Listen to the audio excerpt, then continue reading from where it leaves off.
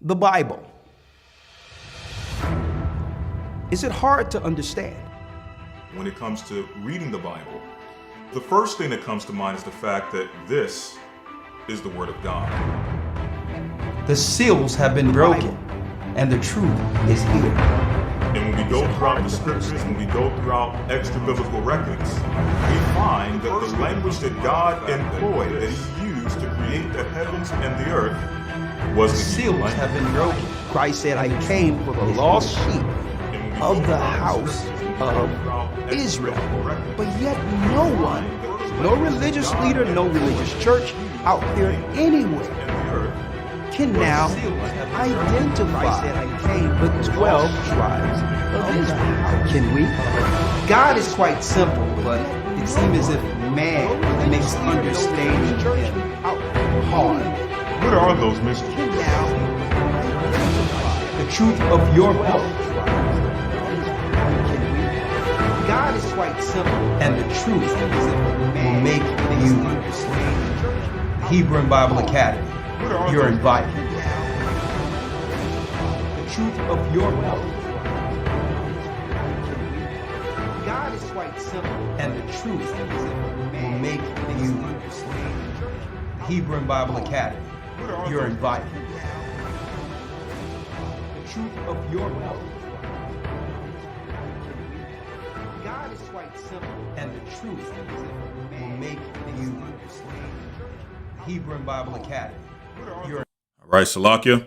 All right, let me make sure all is well before we get started. With the audio as well as the video, I want to make sure all is good before we get into this discussion.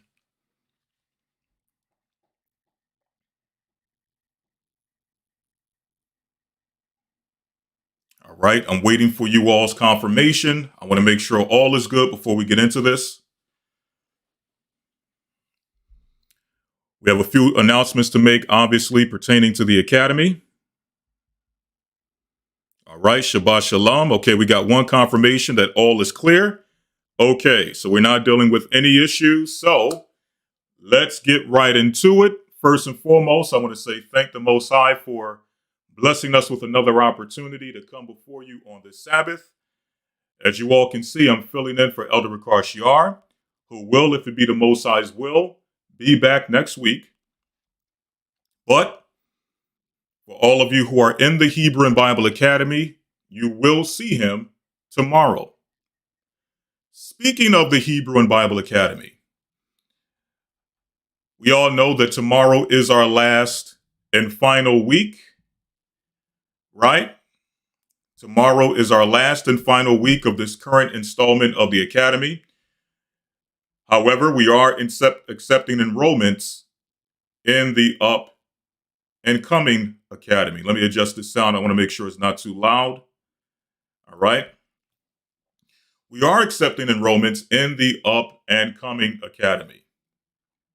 Right? Now, someone says the sound is in and out. All right. Before we get into it, let me first make sure all is clear. All right. I got confirmation earlier, so hopefully nothing changed. Hopefully all is still good.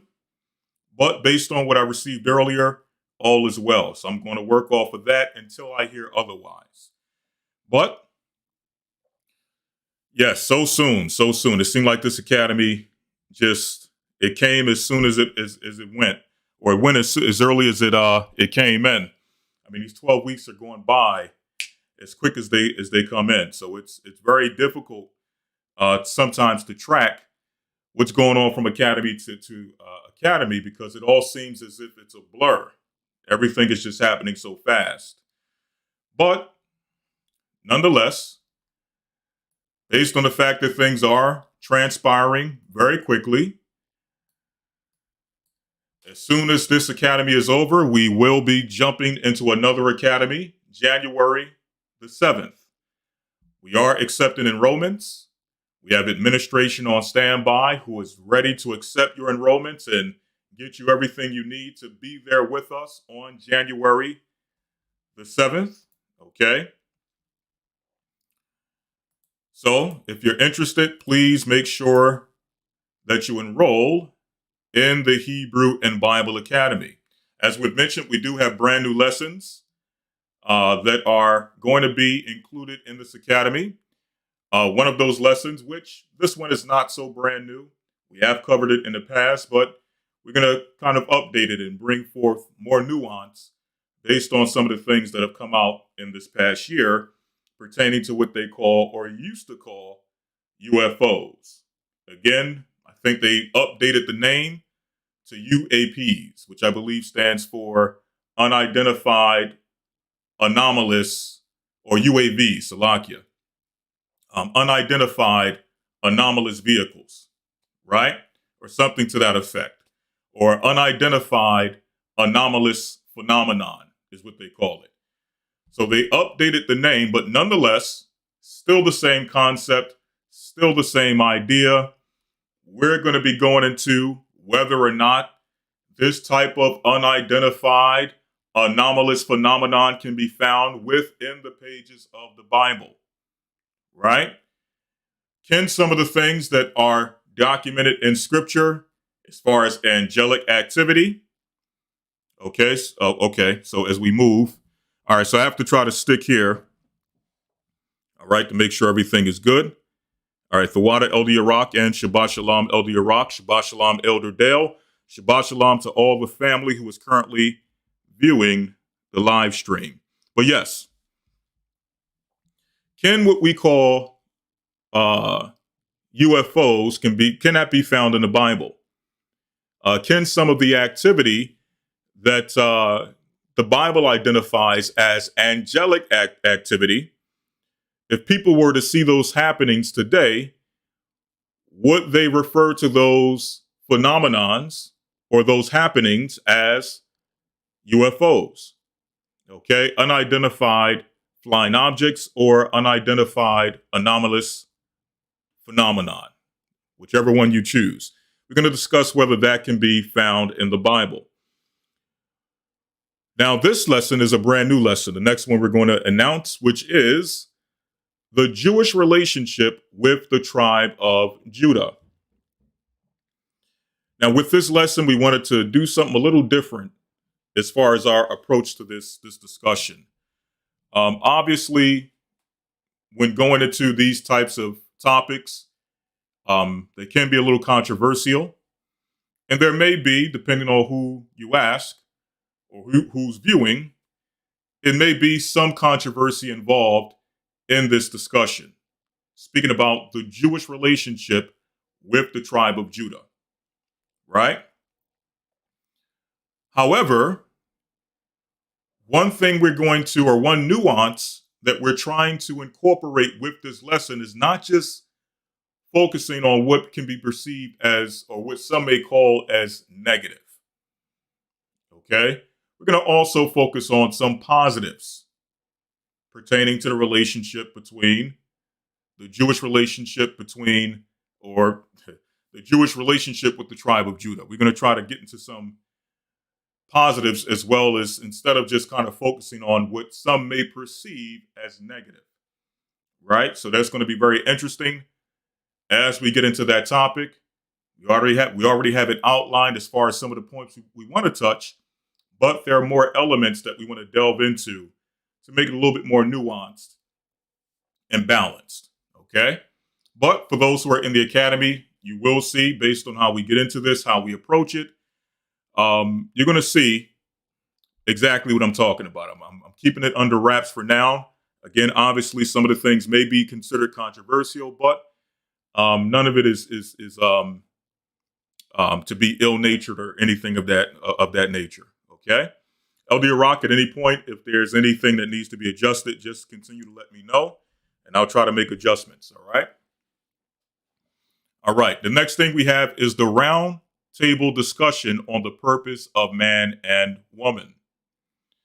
As Elder Ricard Shiar stated, within this lesson, we're going to try to make sure that, along with church members who would normally be involved in this roundtable discussion, we're also going to include some people on the outside of the church, okay, to kind of spruce up the conversation, get their perspectives from people who are not necessarily in a structured church setting or a structured church faith, to kind of give their um, unhindered. I don't want to say unhinged, but they're uninhibited perspectives on what they think is going on between men and women. Okay, volume going in and out. Okay, let me try to make this just a little better. All right, let me make sure this is good before we continue. One moment.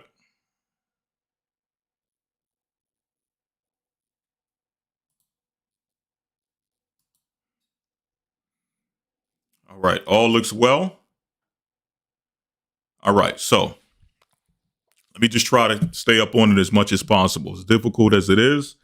If that doesn't work, I have to make an adjustment. But I think if I make that adjustment, in fact, let me try to make this adjustment very quickly.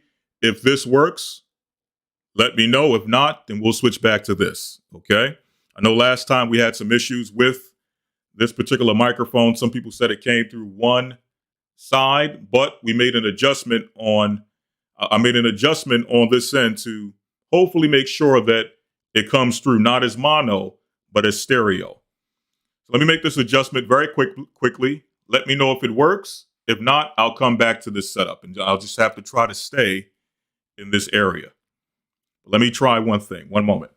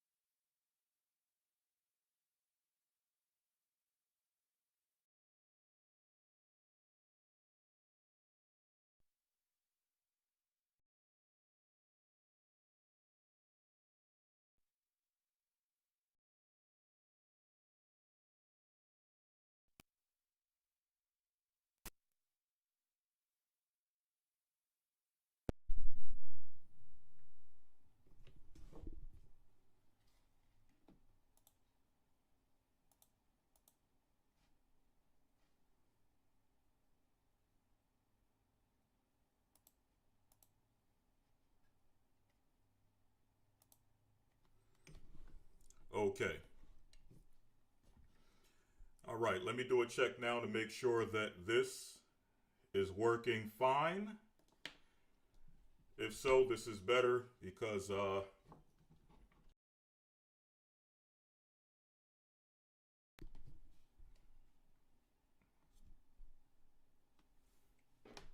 Okay, let me make sure this is good before we get into it.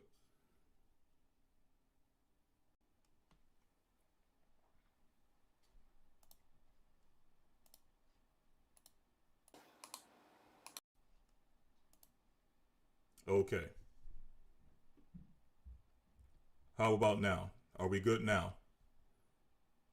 Okay, it's mono.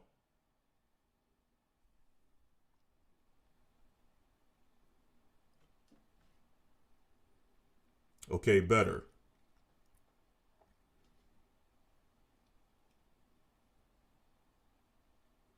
Okay, is this better?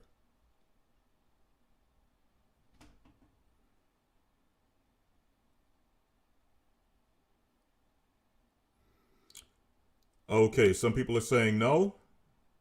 Okay, mono.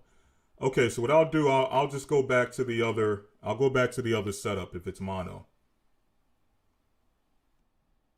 Okay, if it's mono, I'll just go back to the other microphone. I just have to contain my movements, which will be very difficult, but nonetheless, it's not impossible.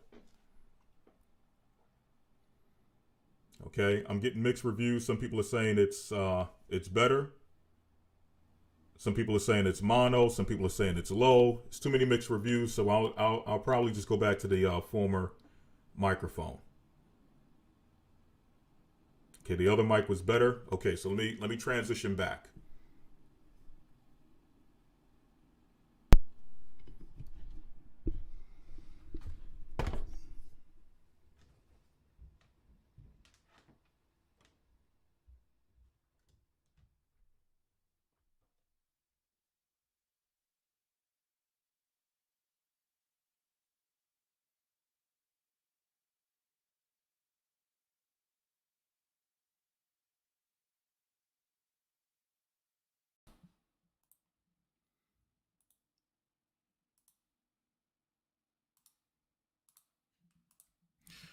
Okay, so this we're gonna try our best to work with this. Some people are saying they can hear fine, but I don't want a situation where it's coming through just one ear, which tends to happen with the other mic. Okay, so that's all right. That's fine. We'll just work with what we have here, and let's get into it.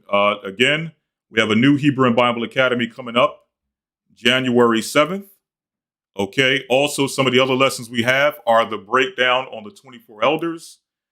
We're going to go into how to identify them according to the Bible, as well as extra biblical records. We have the prophecies of Daniel and the secrets of times. Now, in this lesson, we're going to be focusing on not only Daniel 7. Usually we focus just on Daniel 7. We deal with Revelations, primarily other chapters in Revelation, Revelation 13, Revelation 17, so on and so forth. But this time, we're also going to incorporate Daniel 8, elements of Daniel 9, and then also we're going to delve into the secrets of the times. Okay? So we'll be dealing with that. Okay? We'll be dealing with that this academy. I'm still checking here to make sure everything is good as far as the sound. All right? Okay? Last but not least, we will be dealing with walking with the commandments in Christ. So, a lot of times coming into this truth, we have questions. How do we walk? How do we apply the commandments? Being under Christ, not being under the old covenant. What laws are still in play? What laws were done away with in Christ? Right? A lot of those questions we have that come up in the course of our walk when first coming into this truth. Well, we're going to try our best to answer those questions when we touch on walking with the commandments in Christ. So again, if you're interested in the Hebrew and Bible Academy, please go to historytimes.org, and that will give you all the information you need to participate in this up and coming academy. Okay? All is good? Okay, so let's get into it. All right? Let's get into it. All right. The topic of today's discussion. All right? The topic of discussion. Let me make sure I have this with me. So okay, there we go. The topic of today's discussion: exposing the architects of sin. Okay, again, the topic of discussion: exposing the architects of sin. Now, some of you may be asking, obviously, what does that mean? What do we mean by the architects, and what sin are we speaking of specifically? Well, we're going to delve into all of that during the course of this lesson. Now, many of you, when you chimed in earlier, you saw maybe another title, which initially I was going to go into, which again, I believe that as well is a very important topic for this time period, especially what's going on in the world around us. There's a lot of what people may deem as chaos and uncertainty, wars, rumors of wars, things going on globally, whether internationally or domestically.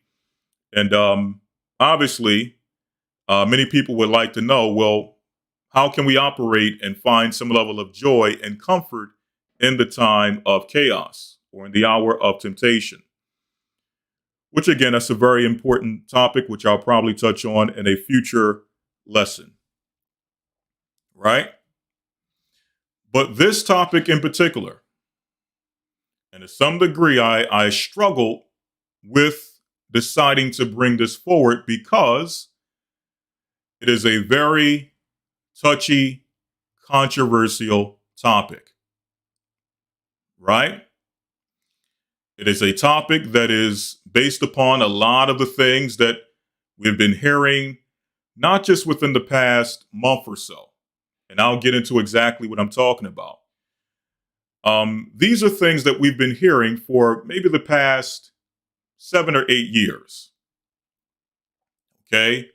Rumors, in your windows, accusations, various stories and accounts of things that go on within an industry, which for the sake of this lesson, we're going to call that industry Little Babylon.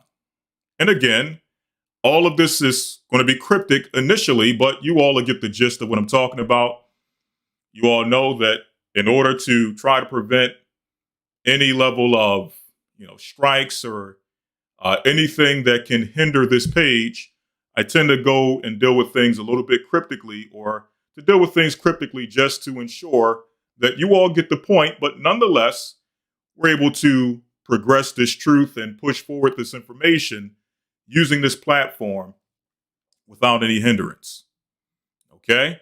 But as always, you all will get the point. Well, in fact, I pray you all will get the point as we go through it, right? But before getting into it, I first want to make a disclaimer because, again, this is a very controversial topic. I know a lot of people may not necessarily agree with this perspective, okay, that I'm going to bring forward, okay?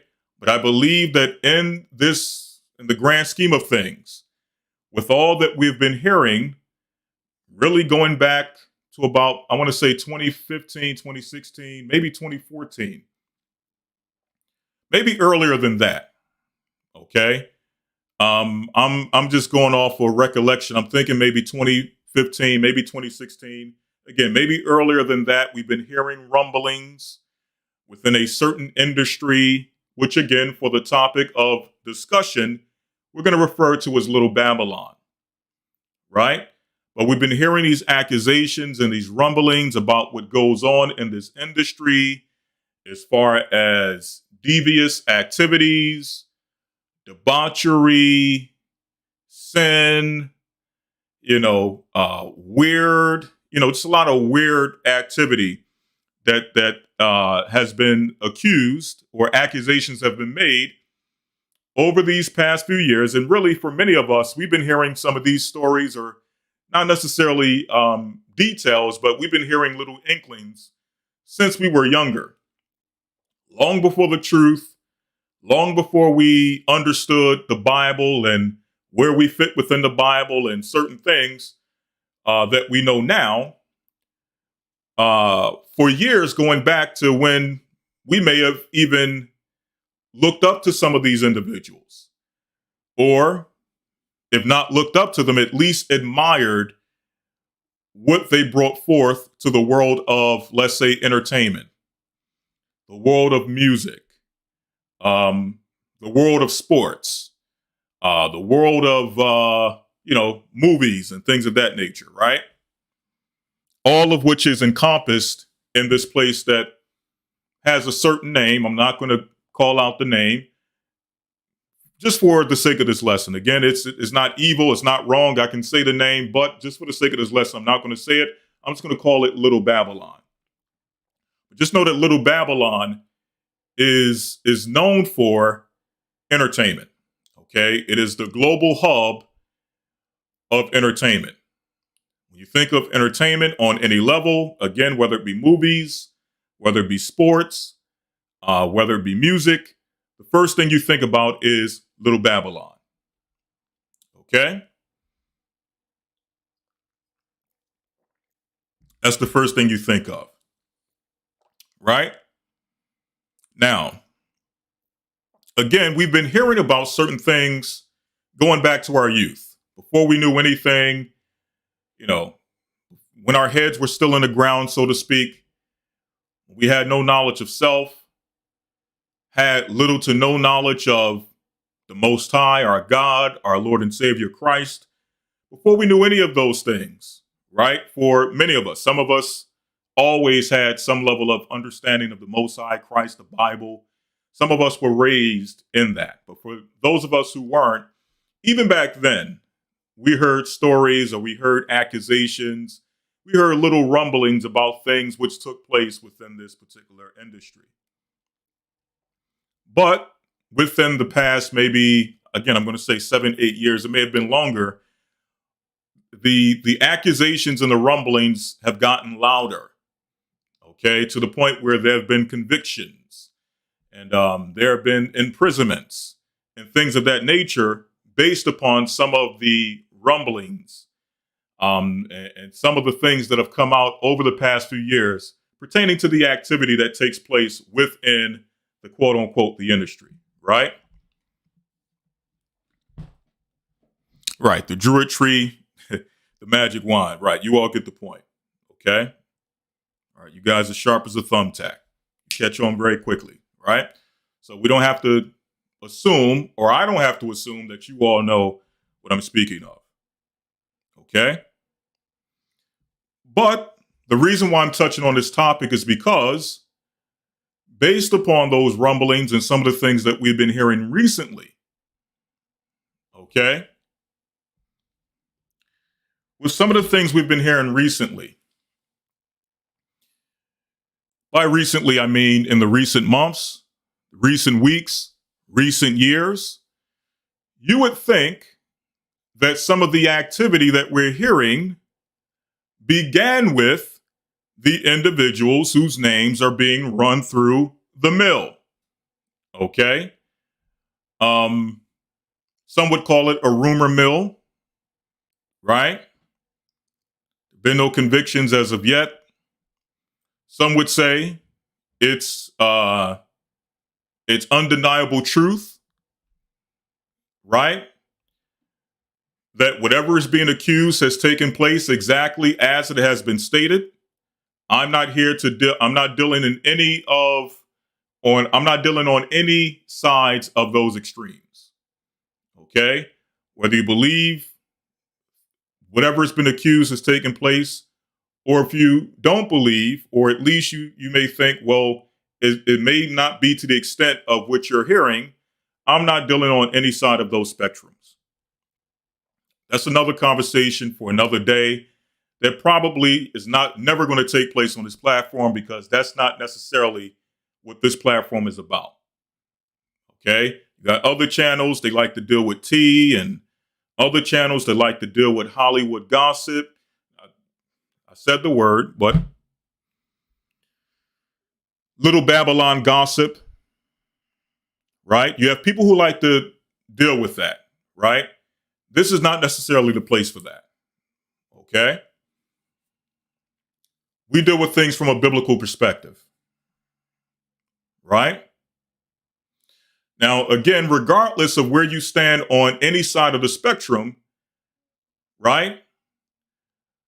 The point we want to try to make today, okay, or the point that I'm making at least now, is the fact that the things that you're hearing, right, as far as accusations, you will believe that these activities started, began with, and will end with the individuals who are in question,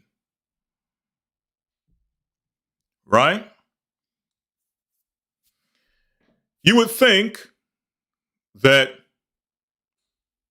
by certain levels of violation and abuse, what they would consider or call trafficking and things of that nature, things that are very heinous, and we don't downplay these things to any degree. These are very serious things we're talking about here, right? However, to push things to a point or to a level to get us or get people behind it to the point where they feel as though this type of activity began with and will end with the demise of the individuals in question, to believe that, you have to be out of your mind. Okay? Because the accusations that we have been hearing, the rumblings, the innuendos, the inklings, and all of those various things, this activity, not only has it been around since the inception of Little Babylon, the industry, okay? We're going to show you, according to the Bible, that these things have been around since the beginning of time. It's just that now you have a whole industry, right, which have taken all of the debauchery and all of the things, all of the devious things you can think of, and it have centralized it in one location to where this location, this place, this industry has become synonymous with certain devious activity. Okay? And again, they're making it seem as if it's just a few people here, one person there. This person is at the top of it all, or if we remove this person out the way, or if we get rid of this person, or if we convict this person, all of a sudden, the activities and the rumblings and all of the things that we kind of already understood were going on to some degree, it will make us believe that these things will now disappear. All right? Get this guy out the way, and that's it. Okay? No more violation, no more abuse of men, women, and children. Okay? No more moving around illegally of men, women, and children. Okay? All of that will end and stop. No more exploitation. Right? All of that will stop if we nab this individual, if we castigate this individual, if we convict this individual, this person, right? All of a sudden, all of our nightmares will go away. Okay? And that couldn't be any further from the truth, right? So, first and foremost, I have to make a disclaimer. The purpose of this lesson is not to be in defense of anyone who is involved in outright sin and debauchery. Okay? This is not to defend anyone who is involved in any level of sin and debauchery and is now paying for their acts of sin and debauchery. Okay? Starting off in the Bible, we're going to go to the book of Galatians, chapter 6, verse number 7. Okay? Galatians 6 and 7.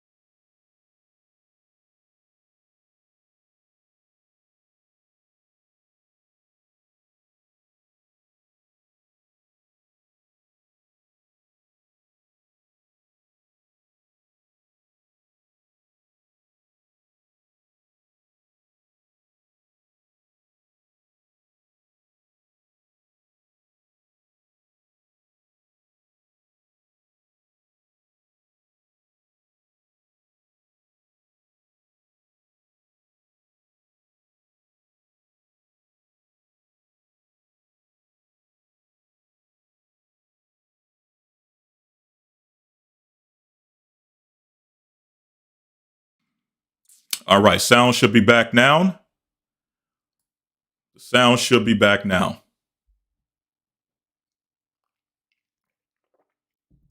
Let me confirm before I continue.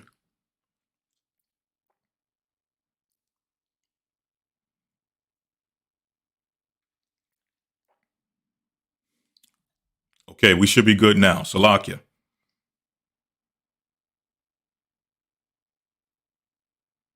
Okay, we're good? Okay, wonderful. All right, so again, Galatians 6 and 7 says the following. Be not deceived, God is not mocked.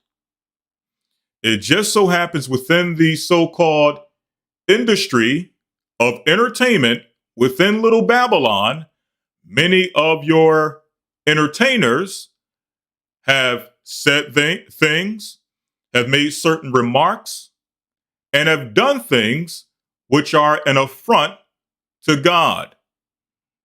Okay? Have done things in mockery of God. Right? So it's only so long you can get away with that before the Most High steps in and allows judgment to come forth. Okay? So, as far as we're concerned, the Most High is not mocked. Whatsoever a man soweth, whatsoever you plant, meaning if you sow an apple seed or if you plant an apple seed into the ground, eventually you're going to get back an apple tree. Okay? If you sow or if you plant a lemon seed in the ground, eventually you're going to get back a lemon tree. So the same thing goes for your actions. If you sow hatred, if you sow discord, if you sow fornication and debauchery and adultery and murder in the earth, eventually you are going to get those things back. Okay? It's going to come back to you like a ton of bricks directly from on high. Okay? So no one gets away with anything, basically. Right? So from the start, we're letting you know that this is not in defense of anyone. Okay? No matter what your race is, no matter what your color is, no matter what your creed is, no matter what your ethnicity or nationality is, if you stand against God, okay, if you attempt to mock God, understand that you are going to reap what you have sown. Okay? So I want to get that out the way so that as we go through this lesson, no one can say that this is in defense of anything or anyone. Okay? We're not that invested in these people within Little Babylon, the industry. We're not that invested in them to defend them to that degree, right? However, there are some things that we have to address when we are talking about Little Babylon. Okay? There are some things we must discuss. So first and foremost, we're not in defense of. However, the purpose of this lesson is to expose the nature of what goes on in Little Babylon. And we'll touch on that a little bit later when we talk about the prophecy of obviously Babylon as a whole. But again, you have a place within the earth, right? An industry within the earth, which is basically a microcosm of everything that goes on in Great Babylon. Okay, hence, this is why we're calling this place or this industry Little Babylon, right? Okay, someone said the sound went off. All right, okay. I'm assuming that's just one person. All right. So let's get into it. Okay. So first and foremost, first things first, right? When we hear about the accusations and the rumors and the innuendos of what goes on within Little Babylon, usually we hear these things and we try to measure it through the lens of our value systems, right? Which, for the most part, is a good thing. Everything should be measured through our value Salakia system. We being believers understand that our value system is based upon the principles of the Bible. Okay? So, when we hear about accusations of people being violated, we hear accusations of alternative lifestyles being promoted and running roughshod within the industry, when we hear things happening to men and women, as well as children in the industry, we view it from the mindset of our value system, which is the Bible. Also, along with the Bible, we understand that there are societal norms, things that we all understand and agree based on, even within society, there's certain things that are deemed wrong, right? Again, abuse, violation, those things are wrong. We know that 100%. Drug use, illegal drug use, wrong. Okay? Violence against others, okay, for the sake of pleasure, wrong. Okay? Anything you can think of, right? That both biblically and as far as how things operate within society, we all understand that we have values. We have norms that allow us to measure everything that we come in contact with. Okay? So that's first things first, right? And being believers, being people who have faith in the Bible, whose foundation is built upon the Bible, when we hear about the rumors of what's going on in Little Babylon, and what's going on in this industry or in that industry with this entertainer, or let's take it out of the entertainment industry. Let's deal with what's going on with this politician, what's going on with that politician, this government official, so on and so forth. When we hear about these things that are taking place, right, which are total violations of our belief, it should make our skin crawl. Okay? It should make our skin crawl. We should feel disgusted when we hear these things, right? Very quickly, going to the Bible in the book of Ephesians 5 and 12. Okay? In fact, I'll start in verse number 11. Ephesians 5 and 11. Okay, some people are saying they don't have sound. I just need to make sure before I continue. Some people are saying they can't hear. Okay? Okay, sound is good. Okay, good. All right, so let's go to Ephesians 5 and 11. Right? This is for us who view things from our value system. Okay, from our standpoint. Biblically, even for those who don't necessarily believe in the Bible, we know that societally, there's things that are deemed wrong, even within society. Murder, violation, abuse, okay, drug use, and all these various things that we may hear about. We know that these things are wrong, right? And when we hear about, again, some of the things that are taking place in certain industries, obviously, we should feel disgusted. Okay? Why so? Well, the Bible says what? Ephesians 5 and 11. And have no fellowship with the unfruitful works of darkness, but rather reprove them, which is what we do the majority of times.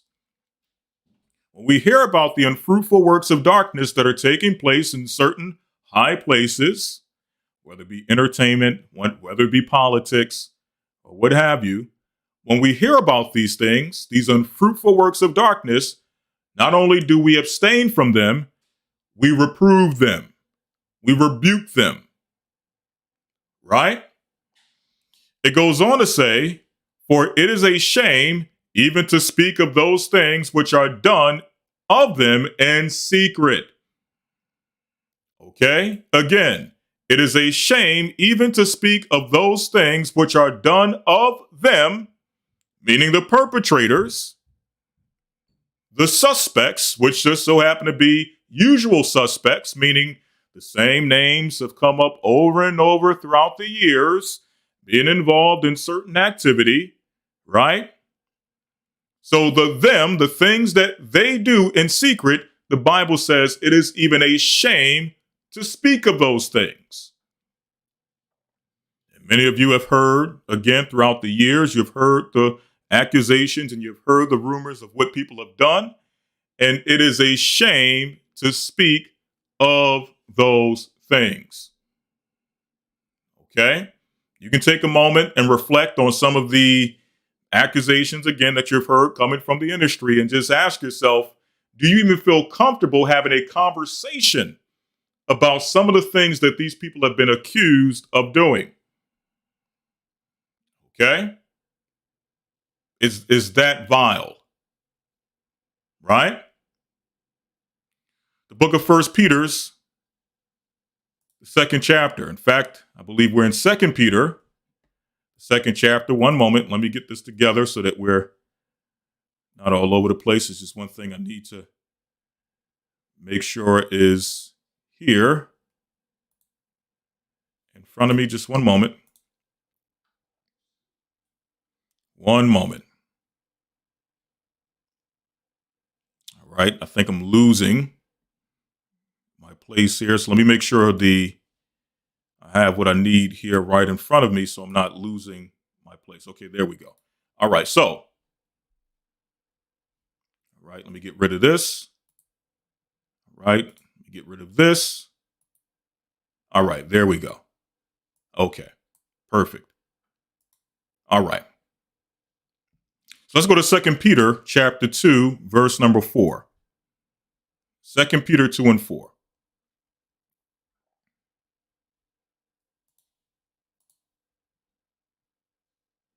Okay. Again, coming from the vantage point of a believer, coming from the vantage point of people who are in the faith, when we hear about these things, obviously, we get disgusted.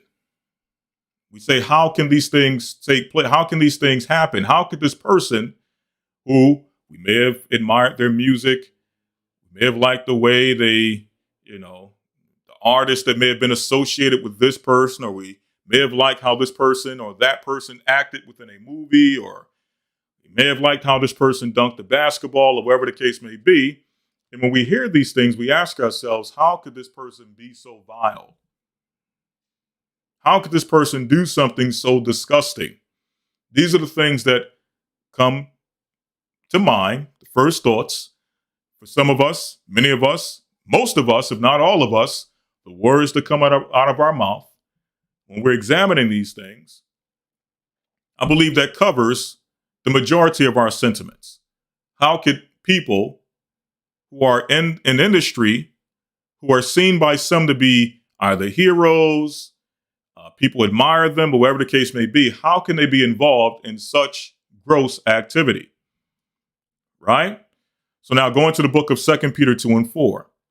For if God spared not the angels that sinned, but cast them down to hell and delivered them into the chains of darkness to be reserved unto judgment, and spared not the old world, but saved Noah, the eighth person, a preacher of righteousness, bringing in the flood upon the world of the ungodly, and turning the cities of Sodom and Gomorrah into ashes, condemned them with an overthrow, making them an ensample, meaning an example, unto those that live, or that after should live ungodly. So yes, we have examples in the Bible of societies who operated against the will of God, right?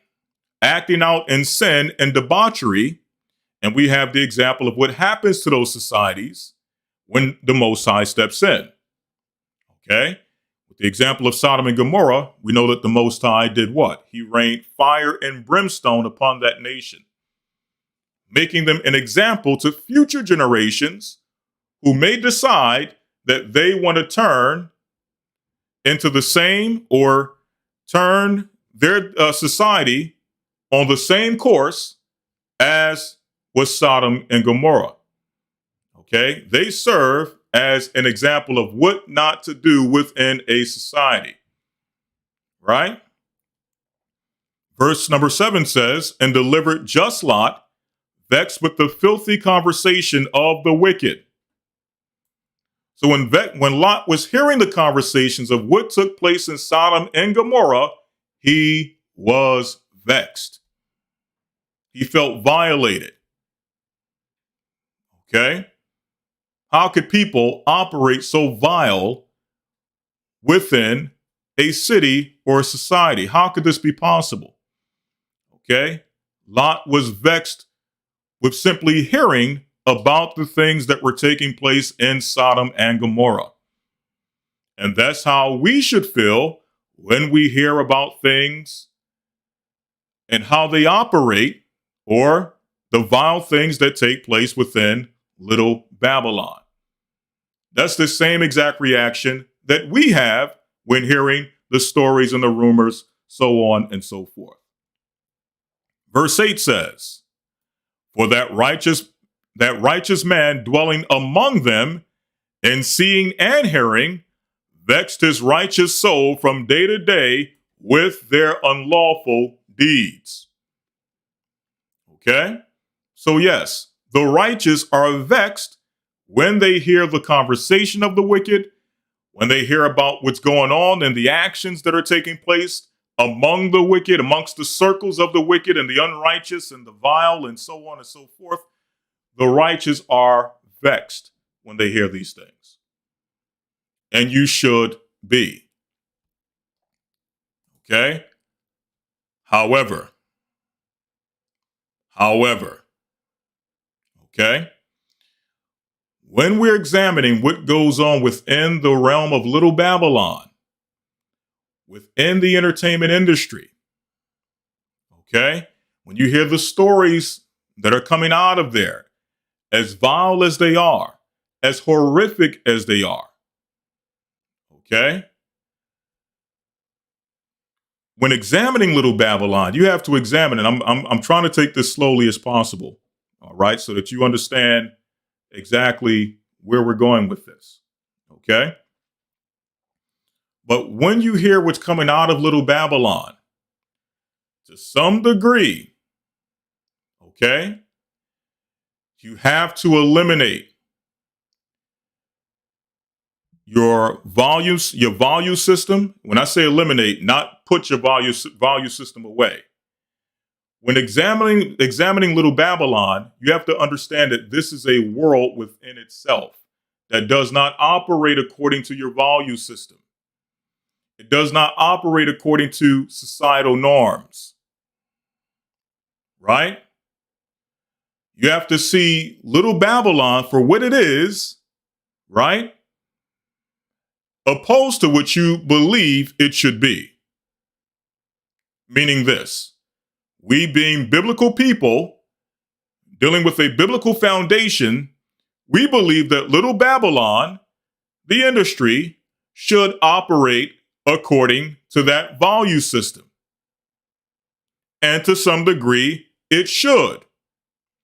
But the reality is, it doesn't. When examining Little Babylon and the stories that come out of it, you have to deal with things as they are. Okay? Deal with it realistically, not according to what you think it should be, how you feel it should be, but how it is. Okay? And when we get into the reality of what actually goes on and how it actually is, these are the realities that we come to. Starting off with the book of Job, chapter 9, verse number 24.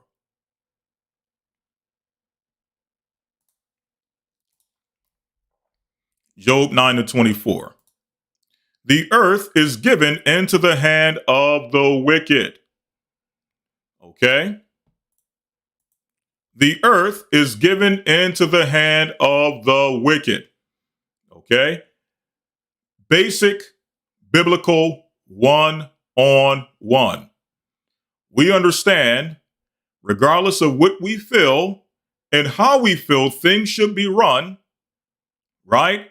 Within Little Babylon and the world at large, we understand that the reality of it is that the earth is in the hands of the wicked. The earth is not in the hands of the saints. The earth is not in the hands of the righteous. The earth is not in the hands of the apostles. The earth is not in the hands of the prophets. The earth is not in the hands of the Most High's priest. The earth is in the hands of the wicked. So understanding that, we have to see things from the viewpoint of what they actually are. Okay, moving on. Okay. Deuteronomy chapter 28, verse number 49. Deuteronomy 28 and 49. This is the reality of what we are under. Deuteronomy 28 and 49. Okay. The Lord shall bring a nation against thee from far.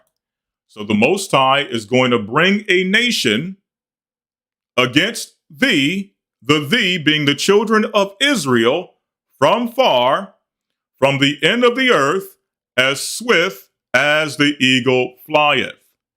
Now we know this is speaking of, prophetically, Esau, right? Esau or Edom being sent against the children of Israel, right? So now let's see what the Bible says about the people who would be sent against the children of Israel. Let's see the characteristics of these people. A nation whose tongue thou shalt not understand, a nation of fierce countenance. Okay? Not of a friendly countenance, but of a fierce countenance, which shall not regard the person of the old, meaning they will not have any level of care or respect of the person of the old, the elderly, nor show favor to the young. Neither will they have care for the young. Right? They would go as far to the extent of not only abusing and exploiting the old or the elderly, they will also go to the extent of exploiting and abusing the young. Okay? Why?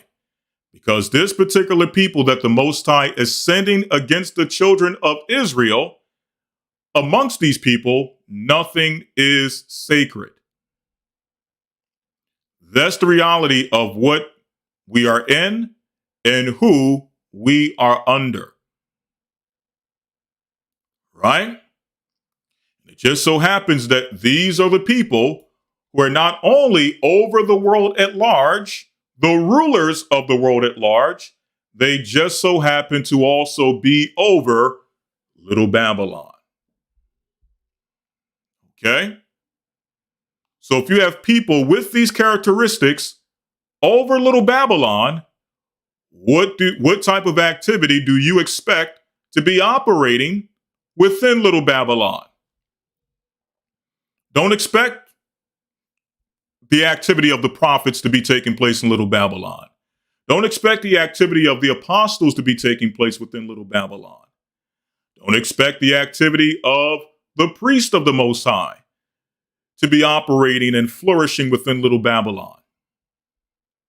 You can expect the activity of a fierce people with a fierce countenance who has no regard for the elderly, neither do they have any care for the young. Okay? Moving on, we go to the book of Baruch and the Apocrypha. Okay, the KJV Apocrypha. Baruch 4 and 14. Okay? Baruch 4 and 14. Right, someone said promiscuous activity. We're going to get to all of that. Because again, we can sit all of we want and say to ourselves, why are things this way? Why shouldn't things should be this way opposed to that way? Well, the reality is that this is how things are within really the world at large, but especially within this realm that, again, we're referring to as Little Babylon. Okay? You can only imagine what type of activity you can expect to permeate from such an environment. Okay?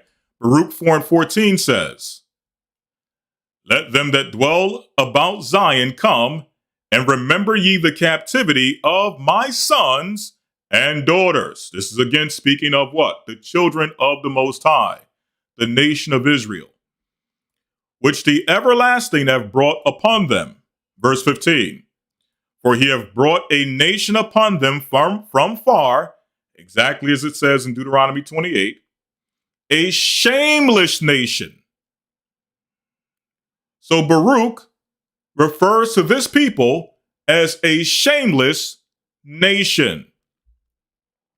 So if this shameless nation is over the realm of not only the world at large, but also Little Babylon, what type of activity do you expect to see within Little Babylon? You can only expect to see shameless activity. You can only expect to hear about shameless activity. Okay? Now, this shameless activity has been going on within that realm, whether it's movies, whether it's music, whether it's sports, long before these present accusations. Okay? Some would probably go as far as to say that some of the people who have been run through the mill as of late, okay, were introduced to some of this shameless activity. Not to say that it doesn't exist within the world at large, because we're going to touch on that as well. Okay? How we hear some of these things and everybody gets on the moral high ground or the moral high horse as if they've never either heard of these things before. And to some degree, we're going to show you, according to the Bible, that there's many people who have now repented, have been baptized, are walking in the light, but in past times themselves, to some degree, may not be to the degree of what you see in Little Babylon, because everything there is escalated to the umpteenth degree. Okay, everything is done to the extreme, and the Bible speaks to that as well. We're going to touch on that according to the Bible as well. But the reality is that to some degree, some of the things you hearing coming out of there are not exclusive to there. Okay? You're going to find out that there's people who are walking in Christ now and are ashamed of what they used to deal with as far as activity in the world, but to some degree, we're dealing with certain activities that you're now hearing about within the realm of Little Babylon. Again, maybe not to that degree, but to some degree. Okay? So getting back to the point, con means yes or agree. All right?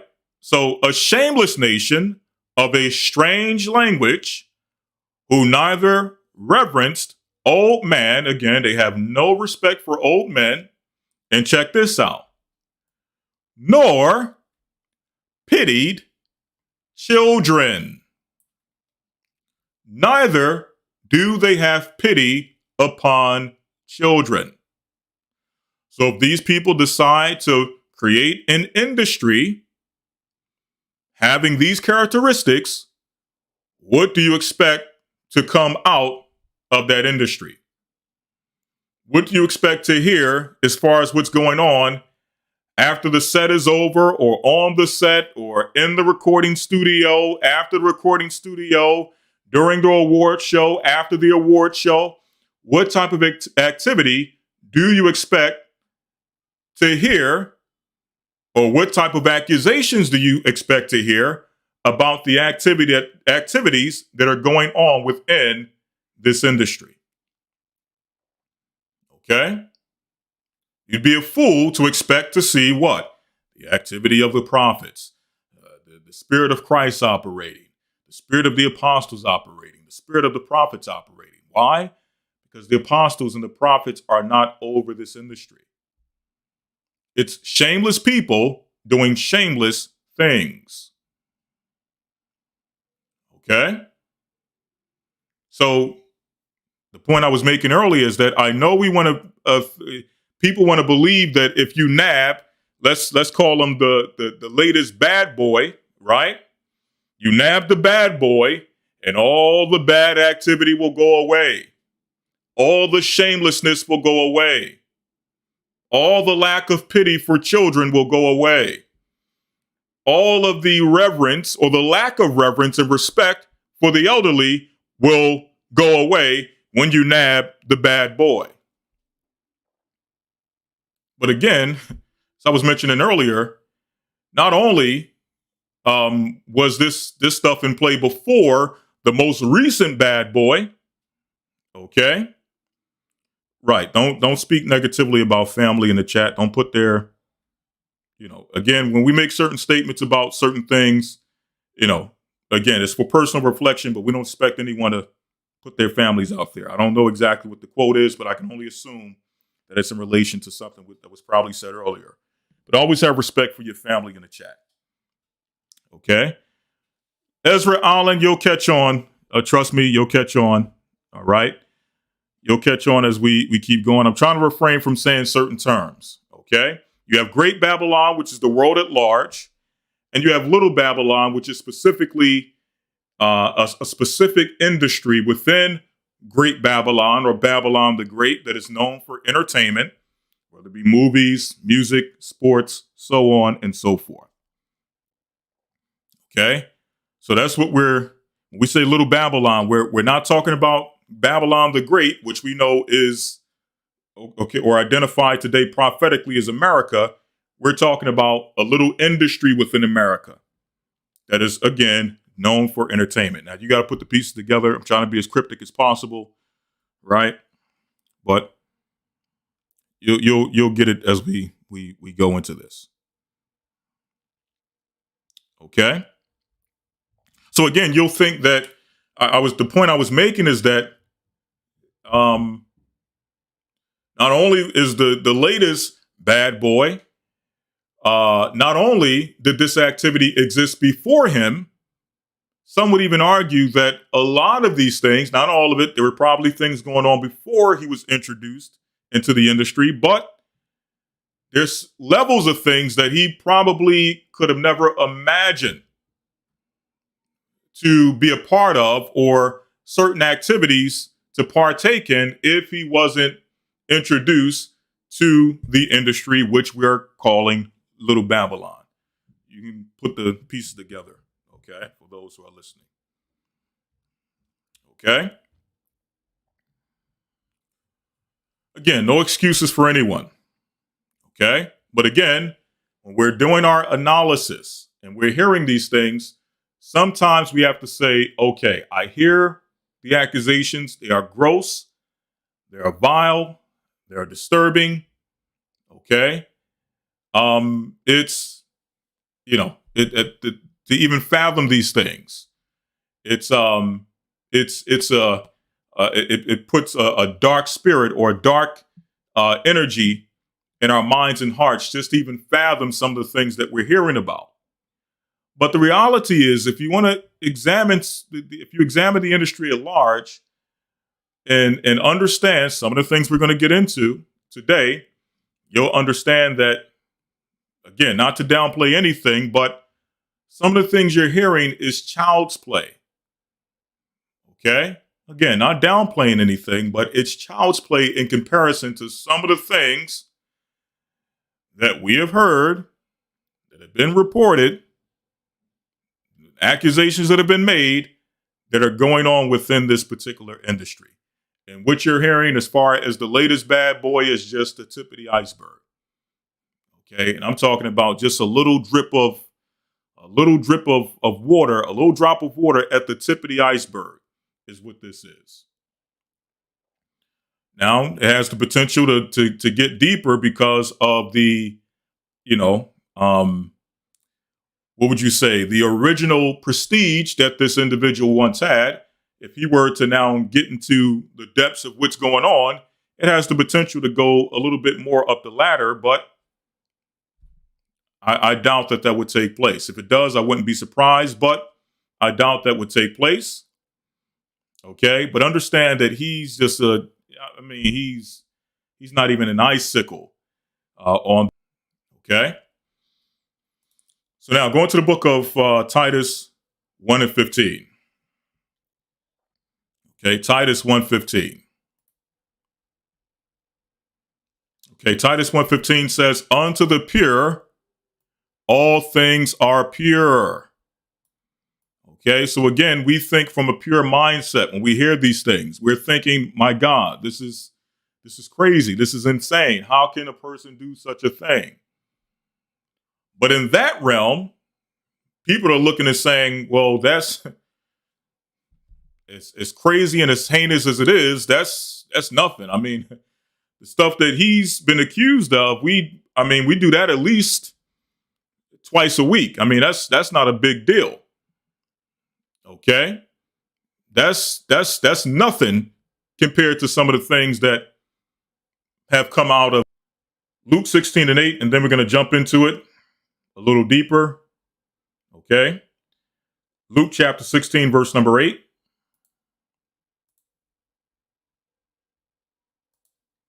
"And the Lord commended the unjust steward." In fact, I'll read up here. I'll start at the top because this is a very good example of the,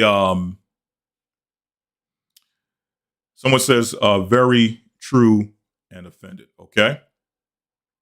Okay. Right. So moving on, it says here, this is the parable of the unjust steward. Now, this is a perfect example of the difference between the children of the world and the children of light. The children of light see things from the perspective of everything must be done by the book. Okay? Everything must be done upright. Everything must be done by the book. Everything must be done according as thus saith the Lord. And you know what? That is 100% correct. But the children of the world don't operate on that same vibration. Okay? They don't operate according to that understanding. People of the world are willing to color outside the lines, are willing to get their hands dirty. Okay? Are willing to go outside the book in order to get things done. And that's the mindset of the children of the world. Right? So it says here, verse 8, and the Lord commended the unjust steward because he had done wisely. For the children of this world are in their generation wiser than the children of light. Why? Because again, the children of the world are willing to go to the extreme, or they're willing to operate outside of guidelines in order to get things done, whereas the children of light will do things according to the book. Will not stray from it to the left hand, to the right. You're going to try to do things, right, according as it is said, thus saith the Lord. And again, that should be our mindset, but we have to understand that that is not the mindset of the world, and that is not the mindset of the industry. Okay? They don't think on that level. Okay? So again, when we hear these things, we have to understand that this is their mindset is not our mindset. Okay? What is wrong for us, there is no wrong for them. What we would say no to, for them, there is no such thing as no. Okay? It's a totally different world. Right? And I wish I had this years ago. This is when another individual who they told us that if we got this guy's a monster. And again, not to defend anyone, but we're going to call this guy the Pied Piper. Right? There was a big media thing going on dealing with the Pied Piper. We need to cancel the Pied Piper. We need to get rid of the Pied Piper. He needs to be in prison. And it was to the point where it was like, by doing so, you would eliminate, again, similar to this current situation, if you get him out the way, you're going to eliminate the exploitation of women and young girls by getting this guy out the way. Okay? And it was during that time period, again, not to excuse anything or defend anything, because again, that's not the purpose of this. But during that time period, I came across a documentary. And this documentary was titled, I know it wasn't subtle, but I got to try to be as cryptic as possible without saying names. Okay? Not Weinstein. Far from Weinstein. Okay, the Pied Piper. You all put the pieces together. Okay? But, okay, they had a thing called surviving. Here's a clue. You're surviving the Pied Piper. Okay? Again, put the pieces together. So they had this whole thing, the whole campaign, okay, whatever the case may be, right? At the same time, there was a documentary. Now, this documentary came out years before that took place, okay? Years before this documentary and all the media thing, before all of that came out, there was a documentary done by E. Hollywood. And you all know, growing up, E! Hollywood, I believe it was either E! Hollywood or VH1. Or both of them had some type of thing where it was like, it used to be called Behind the Music. You all correct me. Back in the day, growing up in the 90s, cable television, they had something called Behind the Music. It was either VH1 or E! Hollywood. Right? But basically what they would do is they would do exposés. Okay? You would have certain entertainers, musicians, actors, and so on and so forth. And what they would do is, after their career was kind of on the decline, or they were no longer, I guess you would say, either a box office sensation or a mega recording star, okay, or a superstar within the music industry, they would kind of do like an expose documentary called Behind the Music. Again, I don't remember whether it was E! Hollywood or VH1. Okay, VH1 did Behind the Music. Okay, VH1 did Behind the Music. E Hollywood, they had their own version, but it was more so geared towards actors in Hollywood, if I remember correctly. Okay. Now they had one, and this was on YouTube. I can't find it. I can't remember the exact name. I thought it was called E Hollywood, Hollywood Exposed. Okay, where they did an expose on Hollywood itself. Instead of just focusing on one actor, one actress, one musician, or what have you, they did an expose on Hollywood itself and the environment of Hollywood. And basically, at the same time, they had the whole stories and the documentaries and all those things and the trial geared towards the Pied Piper. There's a documentary on YouTube from, again, years prior, going into the environment of Hollywood. And basically how, within the environment of Hollywood, there is no such thing as no. Meaning what? Okay, someone says I'm breaking up. There was no such thing as no. Meaning what? Anything an entertainer wanted, anything an entertainer desired, there was a venue, an avenue. There was something there that allowed that entertainer, whether it be a musician or actor, whatever the case may be, that allowed them to indulge in whatever they desired. Okay? Someone says YouTube scrubbed a lot of stuff. I'm going to try to look for it again because I actually wanted to do something using that documentary and paralleling to some of the things that we're hearing back then, but we're hearing now, to show that on one end, they'll castigate and tell you that this person is the devil, which in many cases they are the devil for the activities that they're involved in. However, on the other end, they'll tell you that, listen, within Hollywood, it is a different world within itself. And there's nothing off limits to your A-listers, B-listers, maybe even C-listers. If they want it, we got it. And if we don't got it, we can get it. Okay? And that's essentially what the documentary was about. Okay? Whether it was women,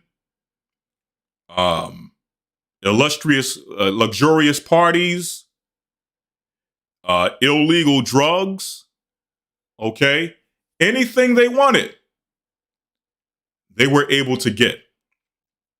And they actually went to the various places within Hollywood that provided some of these things. Like, this is the place where certain people like to come and party. And when they come and they ask and they say they want this, we make sure they have it. Okay? So on one hand, they're telling us that this is what goes on within this realm. And then on the other hand, they're telling us, now that the stories are out there, that the person who was only fulfilling the desires of their flesh according to what they had access to, okay? And not only did they have access to it, there were people there to ensure that what they wanted, they could get at the snap of a finger.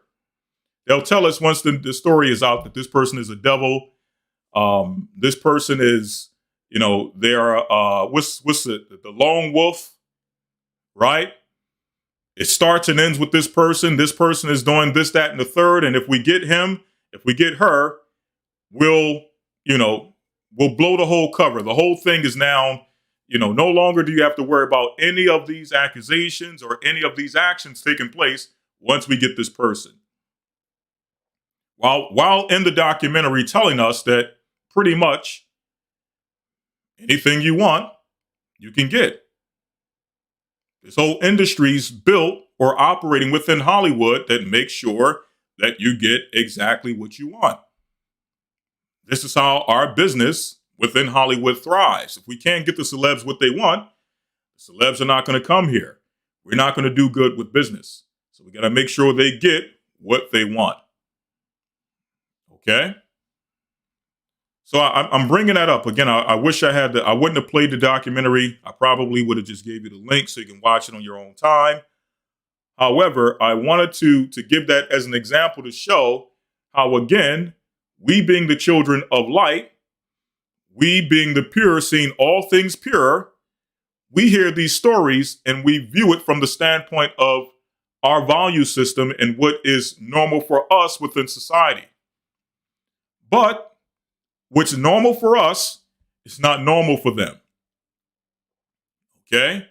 What we would get arrested for and sent up the river for, there's whole industries and whole businesses that cater to ensure that these people within Little Babylon get exactly what you would be arrested for.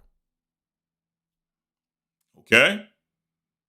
This is what we're talking about. So when we hear these things, we clutch the pearls, we do the Fred Sanford, and we get into a whole mode of how could this be taking place?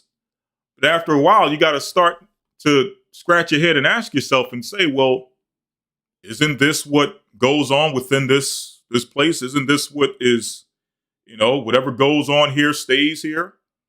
Isn't it that type of environment that is promoted within here? And if you go there, you kind of know exactly what you're getting yourself into. Not saying that anything should happen to anyone, I don't agree with anyone being violated or whatever the case may be. But there's enough information out there and has been for a long time to know that when you get into this realm, it's a whole different ball game. Okay? So,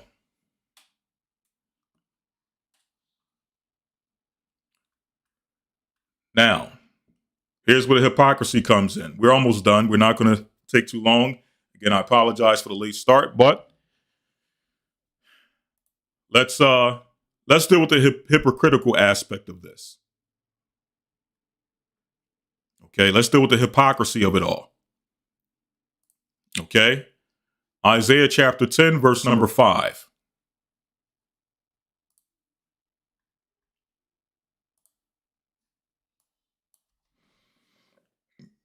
It says here, O Assyrian, the rod of mine anger.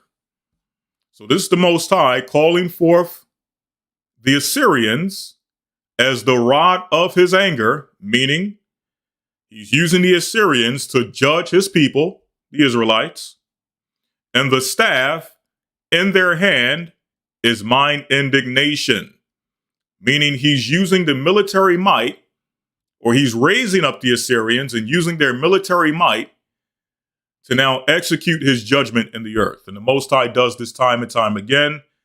He did it with Nebuchadnezzar. He did it with Alexander the Great. He did it with Julius Caesar, okay, and many others throughout history. He is willing to use Gentiles as a means of getting his point across, basically. Okay, he will use the Gentiles, he will raise them up, give them power, and use them to put the earth in subjection, and ultimately to chastise and punish his people Israel. Okay, in this case, he's doing it with the Assyrian. Okay, so he says here, I will send him against an hypocritical nation.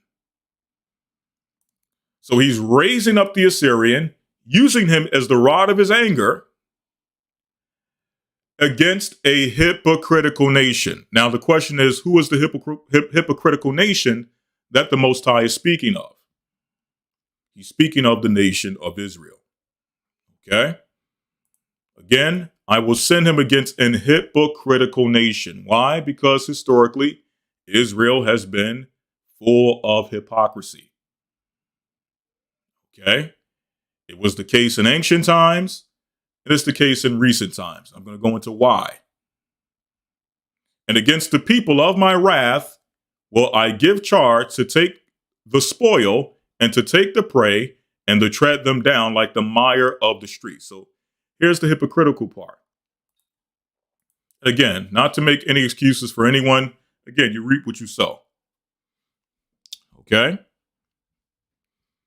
But going to the book of 1 Peter chapter 4, verse 1, it says, "For as much then as Christ have suffered for us in the flesh, arm yourselves likewise with the same mind, for he have suffered in the flesh, or he that have suffered in the flesh have ceased from sin."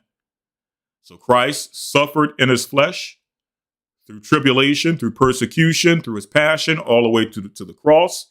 He suffered, and it says he have ceased from sin. Okay? That he no longer should live the rest of his life or the rest of his time in the flesh to the lust of men. So that's what it means when it says that he have ceased from sin. Not that Christ ever sinned. Christ never sinned, right? But through his suffering, through his crucifixion, through his death, he ceased from the body of sin. No longer does he live in the flesh. Okay? It says that he no longer shall live the rest of his time in the flesh to the lust of men, but to the will of God. So in like manner, as Christ was crucified on the cross, we also must crucify our flesh so that we no longer live in the flesh or live to fulfill the lust of the flesh.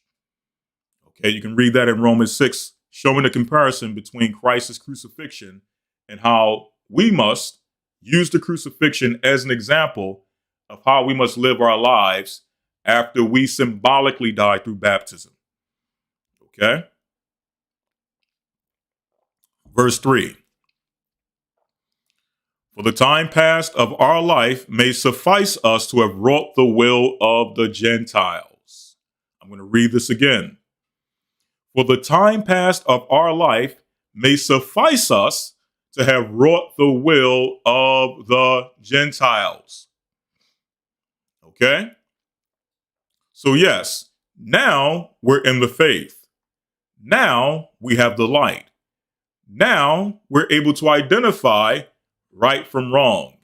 Now, when we hear these stories, we can chastise the people and rebuke the people and reprove them according to the Bible and show them how wrong they are according to the Bible now that we have the light. Okay? However, there was a time in our life when we did not have the light, when we were operating after the manner of the Gentiles, when we too were guilty of, maybe not to the same extent, okay, maybe not to the same degree, and we're going to show you why, because again, the Bible speaks to that as well. Okay? However, to some degree, we may have been involved or were involved in some of the activities and the accusations that we hear coming out of the realm of Little Babylon, the entertainment industry. Check this out. So Peter is not excluding himself, even though he himself may have not been involved in some of these things, right? But he's including himself, right? So when we walked in lasciviousness, don't we hear what we're hearing about accusations about the Pied Piper, about the bad boy, and some of the other people that we've heard over the years? Are those not examples of lasciviousness? Okay? But the scriptures is telling us that it's not exclusive to them. They have gone to a different level with it, but there's a reason why they have gone to another level with it, which we're going to explain in a moment. Okay? However, we all have either witnessed or have been a part of lasciviousness, lust, excess of wine, drunkenness. You're hearing about people having addictions. Okay? Not only carnal, fleshly addictions to sex and things of that nature, but also drug addictions, alcohol addictions. Okay? All of that falls under excess of wine, drunkenness, addiction. You hear about all of that coming out of this realm. called the entertainment industry, Little Babylon. Revelings. Revelings being strange parties, loud, boisterous, strange parties. Okay, revelings, banquetings, and abominable idolatries. Okay, you hear of all of these things taking place within this realm of Little Babylon. However, it is not exclusive to Little Babylon. We've all either witnessed within our communities, either in our households, or even within ourselves, some of the things that have been aforementioned. Okay?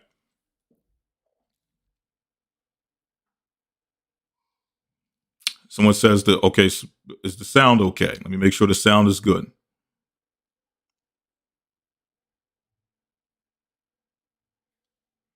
Okay?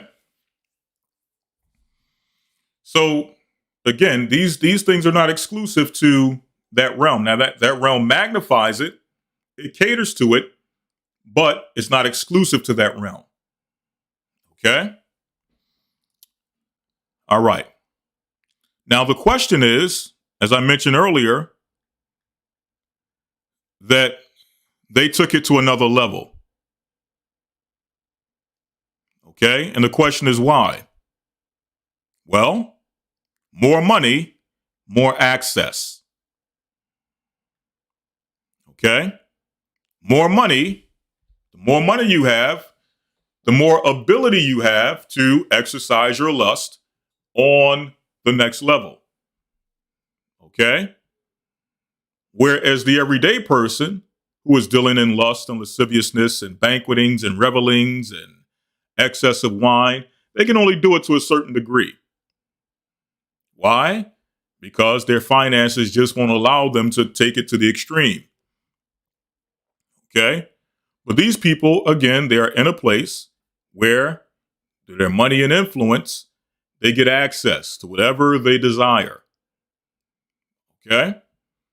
So that's why there it's a little bit more magnified. As it says here in the book of 1 Timothy 6 and 9, but they that will be rich fall into temptation and a snare and into many foolish and hurtful lusts, which drown men in destruction and perdition. I'm going to read this again. But they which be rich, right, as your bad boy, as your Pied Piper once was, and many others who have come out over the years, they had money, they had influence. They fall into temptation and a snare and into many foolish and hurtful lusts. So when you hear the stories coming out of the degree of what they may have been involved in or were accused of involving themselves in, you ask yourself, like, who would do that? Who would go to that extreme? Well, again, with money, money increases your access. And with that access, you can take whatever lust you have or whatever desire you have to the next level. Okay? Which drown men in destruction and perdition. For the love of money is the root of all evil, which while some have coveted after, they have erred from the faith. And that's the problem. Many of these people that you hear about, they grew up what? In a quote unquote Christian biblical background. But for their desire to be rich and famous, for their love of money, through covetousness or coveting after money, they have done what? They have erred from the faith.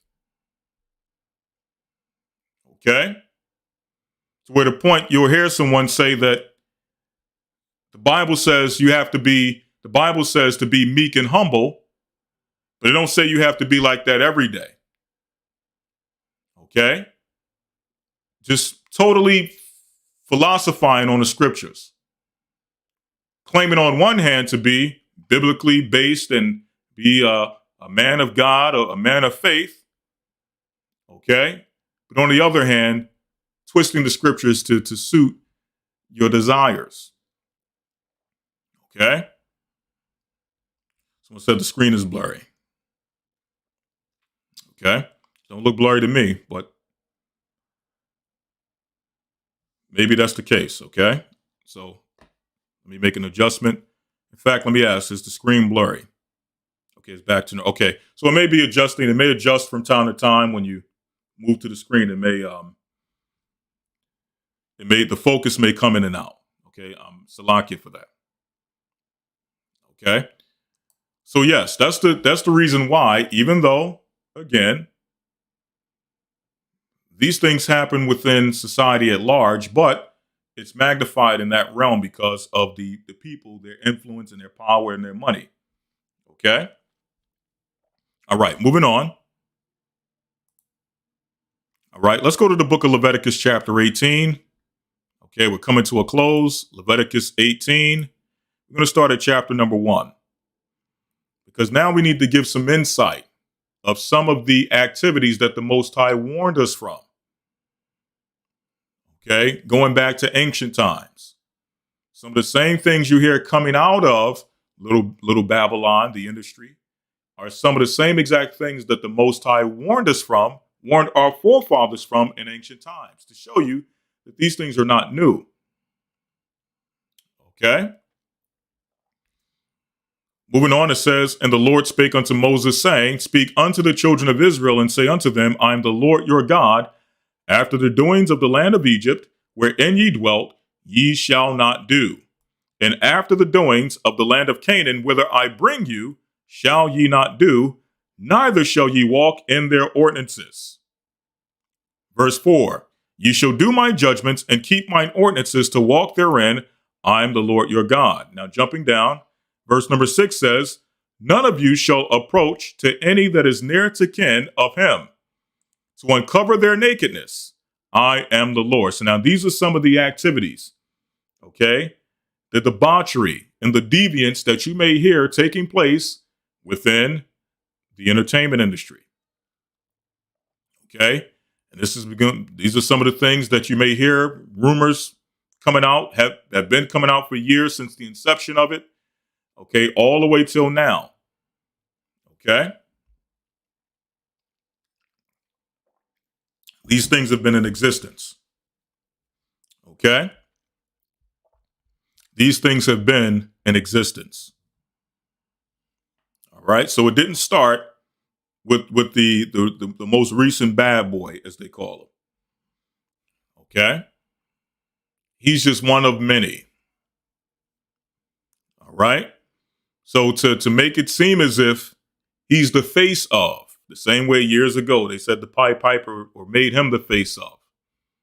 Even though there were others who were being accused of other things as well, some similar to what the Pied Piper was accused of. Same thing today. You have the bad boy, and there's things that he's being accused of that others are also being accused of, but he's being pushed to the forefront as the face of it all. Okay?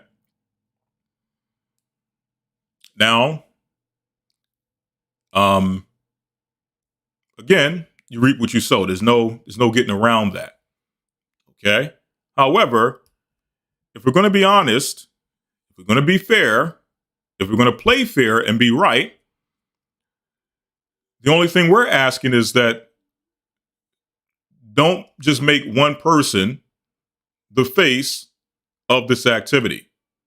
If you're against it, when it's one person doing it, you have to be against it for everyone that does it.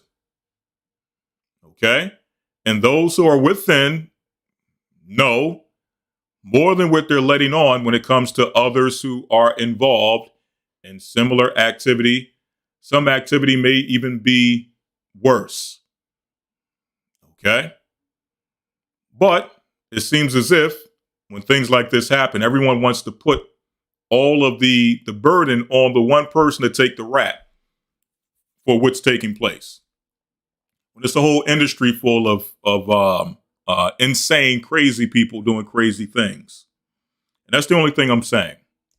Again, it's not to excuse or to defend anyone. It's just saying, if you're going to blow the lid on everybody. Okay, don't just go to the rapper. Don't just go to the rap mogul. Don't just go to the R&B singer. Don't just go to the producer. Go to the people who are funding them. Go to the people who are over the labels.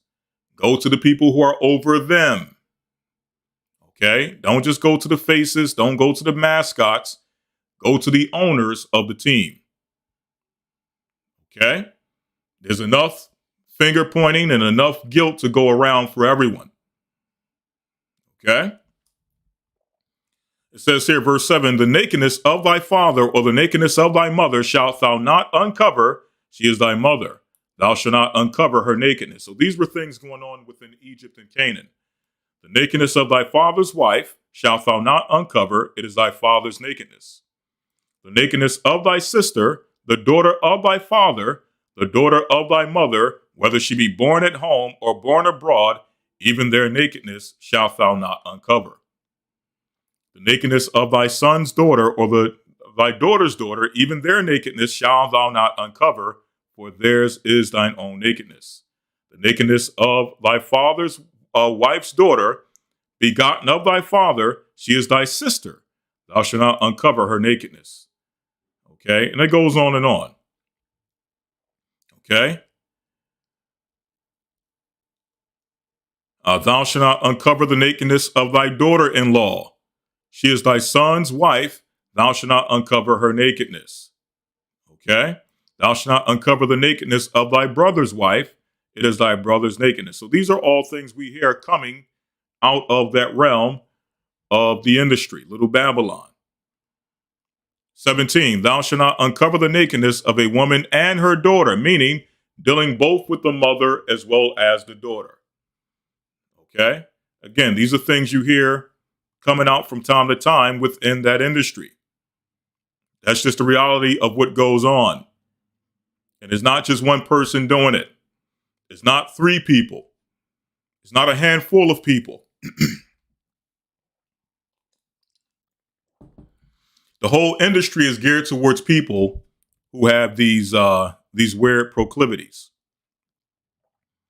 Okay, moreover, thou shalt not lie carnally with thy neighbor's wife to defile thyself with her.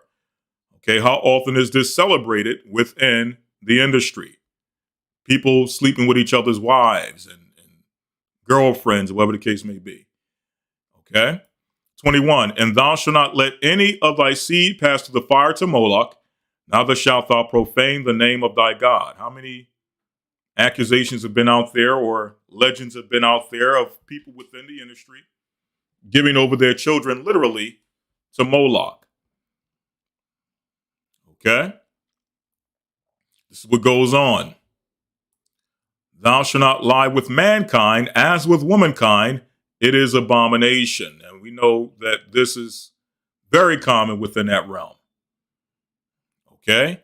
Thou shalt not lie with mankind as with womankind. It is abomination. Very common within that realm. Like someone says, swapping spouses and all these other things that you hear about. Okay, rumblings you've been hearing and rumors you've been hearing and accusations you've been hearing. Okay? This didn't start with these recent things that we're hearing. These have been conversations and rumblings for the longest. Okay? But when it happens, when these things happen, they want you to focus, okay, with tunnel vision on one person, hone in on one person. Now, if you're not going to, it's okay if you're going to hone in on one person and then eventually blow the whole lid open. Okay, blow the whole cover. That's a little bit more respectable. But just to make it about one person, as if they're the face of it all, that's hypocritical. That's hypocrisy. Okay. Now let's get to the architects, because now the title of the lesson is exposing the architects of sin. So let's get to the architects. Okay, let's go to the book of Maccabees, the first chapter. In fact, let's start in Daniel 7 and 6, because Daniel is very profound in exposing a lot about the current empires that we're under. Okay, I'm not going to put out names and say that this one is next, that one is next. For all we know, this can come out and it'll go away, and you won't hear about any of this stuff for another year, another 2 years before the next situation that they put in front of us comes out. That's just how it works. Okay, so I'm not going to say that this one is next, that one is next. They're going to come and get her. They're going to come and get him. Okay? Or you could be right. Who knows? But the way this tends to work, as we've seen it, it'll come out. They'll push it in front of us. They'll use it as an example for future reference for anyone else that they want to come and get their hands on and castigate. They'll use the same model over and over for anyone that they want to castigate. And I'm not going to say demonize because obviously, all right, some of these things could be true, whatever the case may be. But again, it's not just true for this one person. It's true for the industry at large. Okay, this is what goes on. It's just the reality of what goes on in that realm. Okay, it's not right. It's evil. It's vile. But that's what goes on in this realm. And unless you're going to expose it all, okay, just to put it on one person is again, it's total hypocrisy. Okay.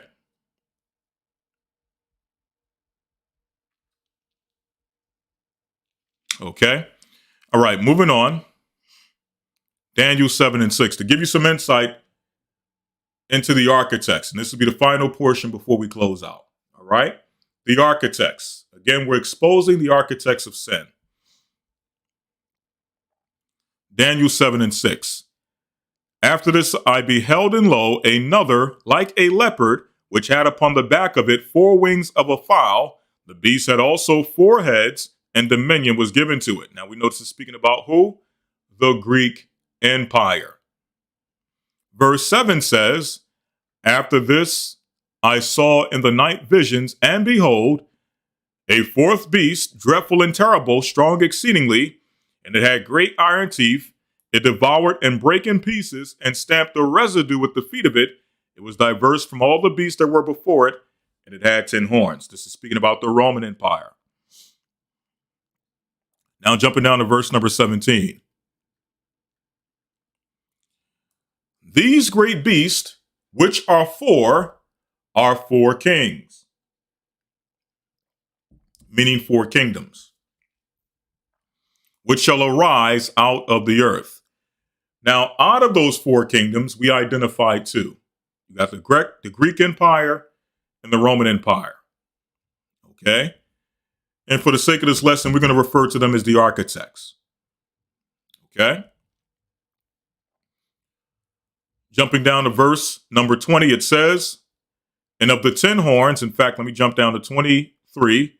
Thus he said, the 4th beast shall be the 4th kingdom upon earth, which was diverse from all kingdoms, and shall devour the whole earth, and tread it down, and break it in pieces.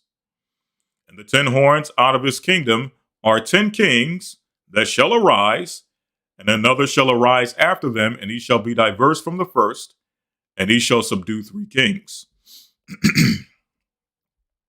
25 says, and he shall speak great words against the Most High, and shall wear out the saints of the Most High, speaking about the 4th beast, the 4th empire, and think to change times and laws, and they shall be given into his hand a time and times and the dividing of time. Okay? So these are the architects. So let's see what the Bible says about the architects, right? Starting off with the Greeks, it says here in the book of 1 Maccabees 1 and 1, and it happened after that Alexander, son of Philip, the Macedonian, who came out of the land of Kittim, has smitten Darius, king of the Persians and Medes, that he reigned in his stead the first over Greece. And he made many wars and won many strongholds and slew the kings of the earth, and went through to the ends of the earth and took many spoils, insomuch that the earth was quiet before him, whereupon he was exalted and his heart was lifted up. So jumping down to verse Number 6, it says, in fact, verse 5, it says, and after these things he fell sick and perceived that he should die. Wherefore he called his servants, such as were honorable, and had been brought up with him from his youth, and parted his kingdom among them, while he was yet alive. So Alexander reigned 12 years, and then he died. And his servants bare rule, every one in his place. Key point, verse 9. And after his death, they all put crowns on themselves. So did their sons after many years. Here's the key point. And evils were multiplied in the earth. Not righteousness. Didn't say righteousness was multiplied in the earth when the architects, the Greeks, came into power. It didn't say piety was multiplied in the earth when the Greeks came into power. It didn't say that chastity was multiplied in the earth when the Greeks came into power. The Bible says that evils were multiplied in the earth when the Greeks came into power. Okay? And again, for the sake of this lesson, we're referring to them as the architects. They would become the eventual architects of the realm that we're calling today Little Babylon, the industry. Okay? Verse 10 says, and there came out of them a wicked root, surnamed Antiochus, surnamed Epiphanes, son of Antiochus the king, who had been hostage at Rome. And he reigned in the 137th year of the kingdom of the Greeks. In those days went there out of Israel wicked men who persuaded many, saying, let us go and make a covenant with the heathen that are round about us. Okay? So, the same way today, or the same way, I would rather put it, the same way back then, you had some of our people who were willing to make a covenant with the evil architects, okay, with the debauchery of the architects, with the sin of the architects. You have the same exact thing operating today within the realm of Little Babylon. Okay? Full of entertainment. People willing to sell their souls and things of that nature for fame and riches. Okay? No different. So, when people decide, like they were back then, because we're going to show you that back then when our people began to make a covenant with the architects, the heathen, right? When we decided to make a covenant with them, not only did we make a covenant, we started partaking in their debauchery. Okay? We started dealing in the lasciviousness and the wickedness that they were dealing with. Okay? Same thing goes on today. When they make these covenants, they start to take on the lifestyles, right, of the people who just so happen to be their paymasters. Okay? They take on the lifestyles of the architects of their industry. Whatever those lifestyles may be, whatever that lasciviousness or those debaucherous acts may be, they tend to take those things on. Okay? Same thing was going on back then. For since we departed from them, we have had much sorrow. So they were saying to themselves, these are the Israelites who joined unto the Greeks. They were saying that since we departed from them, since we became independent from them, we have had much sorrow. So they attributed their success to who? The Greeks. They attributed their success to who? The architects. Okay? So this device pleased them well. Then certain men, or certain of the people, were so forward herein that they went to the king, who gave them license to do after the ordinances of the heathen. Meaning, they were given permission to operate within the lasciviousness and the wickedness and the debauchery of the heathen. Okay? So when you hear these stories of back in 1995, such and so and so did this. Back in 2003, such and so did that. Okay. And I saw him do it, or I witnessed this and I witnessed that.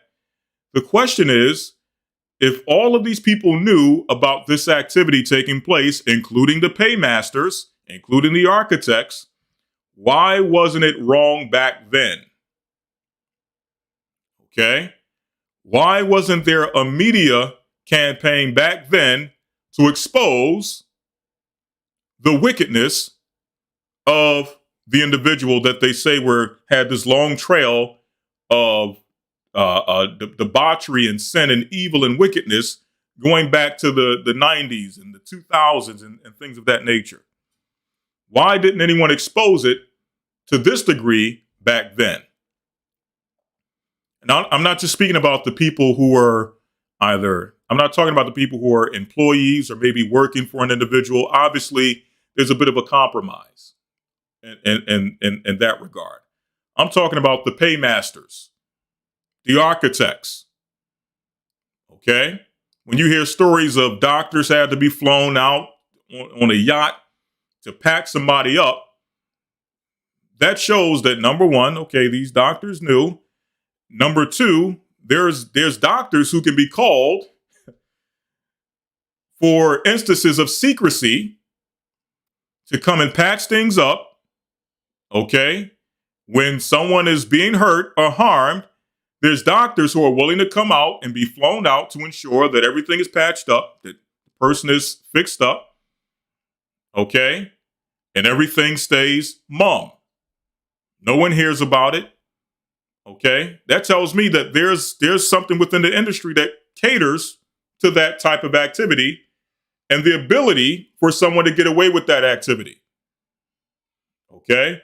So you mean to tell me the architects and the paymasters had no knowledge of that? And if they did, why wasn't it wrong back then? Why wasn't there an expose back then? Well, as the Bible says, they were given license to do after the heathen. They were given permission to do after the heathen. Okay? They were given full authority to do whatever they desired to do, just as long as they were operating within the good graces of the heathen. Okay? They were given license, permission. But now all of a sudden, all these stories come out, and now all of a sudden it's the most heinous thing in the world. When it was a track record going back 20, 30 years of activity taking place. And I'm just using this as an example. It don't have to be necessarily, let's take it off the realm of entertainment. It can be anything, anyone. There's a track record of this type of activity taking place, people seeing and witnessing, and then saying to themselves, well, or were present to witness it, but then later when the expose comes out, now everyone wants to come from the woodworks and give their testimony of what they saw. Okay? But not giving a testimony of how they corrected or tried to correct the situation. Okay? So that's the point I'm making. The reason why these things were allowed for so many years is because they were given license by the paymasters to indulge in anything they saw fit. Okay? 14, whereupon they built a place of exercise at Jerusalem according to the customs of the heathen. Okay? Now, we know that according to Greek custom, the place of exercise, also known as the gymnasium, was a place where men and boys did exercise in sports and games and what? The nude. Okay? So now you start to see the element of child violation. Okay? You hear about these stories and you ask yourself, well, how is this so prevalent within Little Babylon, the industry? Okay? Well, the architects just so happen to be very fond of that type of activity. When you go into their history, they were always fond of that type of activity. Okay? building places where they can play games and play sports themselves and little boys in the, in the nude. Okay? That's not anything new. Okay? There's nothing new under the sun. Okay? You'll hear a story and you think, oh my God, this is so heinous. How could they let, well, the architects themselves indulge and enjoy this type of behavior. Okay? Which, if it's the case, let's blow the lid off on everyone. Let's do an expose on everybody. Because it seems like when now certain people come into question, okay, certain officials come into question, it seems like you start to see a cover up. When you start to hear of certain islands where high, powerful people go to indulge in the type of activity we're reading in the book of Maccabees 1 and 14, right?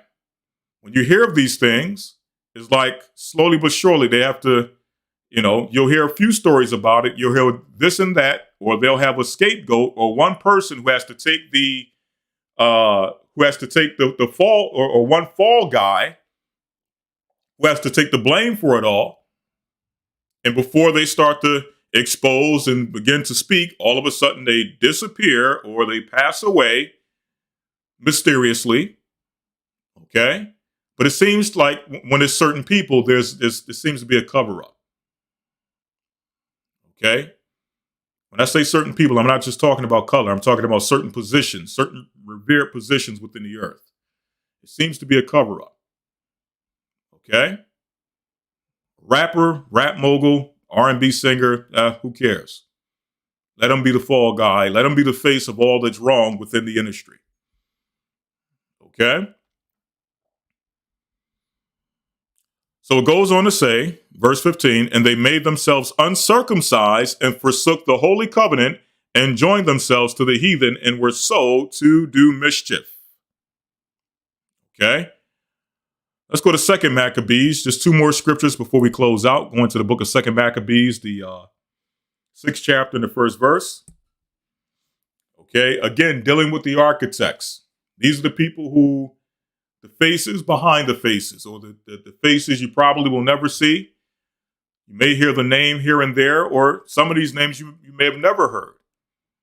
Okay, but these are the architects. These are the paymasters who are over Little Babylon. Okay, now we're going to delve into, because now the Bible is exposing what they are into. Okay, there's nothing new under the sun. What their forefathers were into, they're into the same exact thing today. Okay, but you don't see a big expose. You don't see all of the tabloids and all of these people talking about the tea, and they got the lowdown on this and they got the tea on that. You don't see them going into the shadowy figures. Okay, the paymasters, the architects. Okay, but the Negro hustler, the little mogul who've been dancing and shuffling around for the past 30 years, they'll quickly throw him under the proverbial bus. Okay, not that to some degree doesn't deserve it, but come on, let's stop playing around and lying to ourselves and making ourselves believe that this is the end all, the be all when it comes to certain activity within his industry. Okay.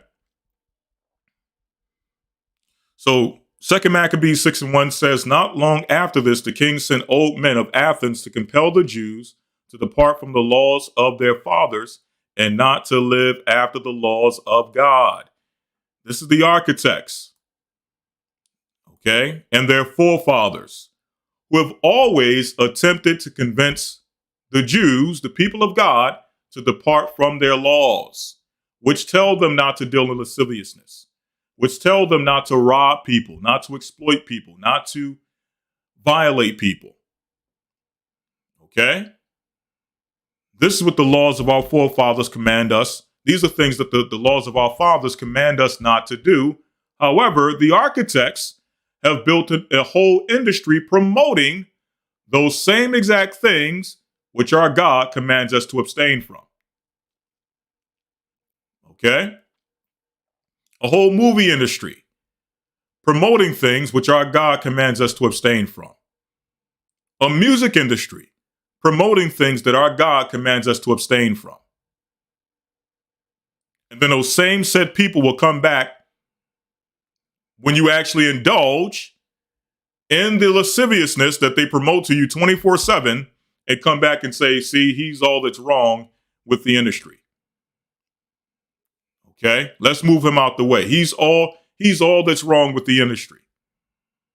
Okay, when it's the architects who have built a structure, a system which promotes what? Departing from the laws of God. Okay, and to pollute also the temple in Jerusalem and to call the temple of Jupiter Olympius, and that in garrison of Jupiter, the defender of strangers, as they did desire that dwelt in the place. Okay, that's 2 Maccabees 6:1. First Maccabees, the first chapter, was the last one we went into. All right, so let's read on. It says, For the temple was filled with riot and reveling by the Gentiles. Again, these are the fathers of the architects. Okay, the Greeks. For the temple was filled with riot and reveling by the Gentiles. What does it mean by riot and reveling? It's talking about strange parties. Okay, filled with all types of lust and lasciviousness. Okay? They want to talk about, for the past few years, it's been a running joke of the bad boy talking about partying with rappers and, come and party with me, so on and so forth. That's been a running joke. Okay? And he's become the face of the party. Come and party with me. But now in the Bible, we're reading how the architects party. Okay? We're reading about the people who taught him how to party. Okay? And now we're showing you exactly how they party. Speaking about the architects. Okay? They want to make him the face of the party. Okay? But they party, the way they party is on a whole nother level. And we're getting into it now in the scriptures. Okay? For the temple was filled with riot and reveling. This is in the temple of God. It says it was filled with riot and reveling by the Gentiles. Now let's see what they were doing in the temple. Who dallied with harlots. Let's get the definition of dallied. Let's see if we can pull this up very quickly. If not, we'll just move on. Okay. Who dallied with harlots. Okay. Okay, it's not giving us a definition here. Let's pull this up very quickly. I don't think it has the Strong's on here. Let me see if it gives us a definition on the Webster's. Okay.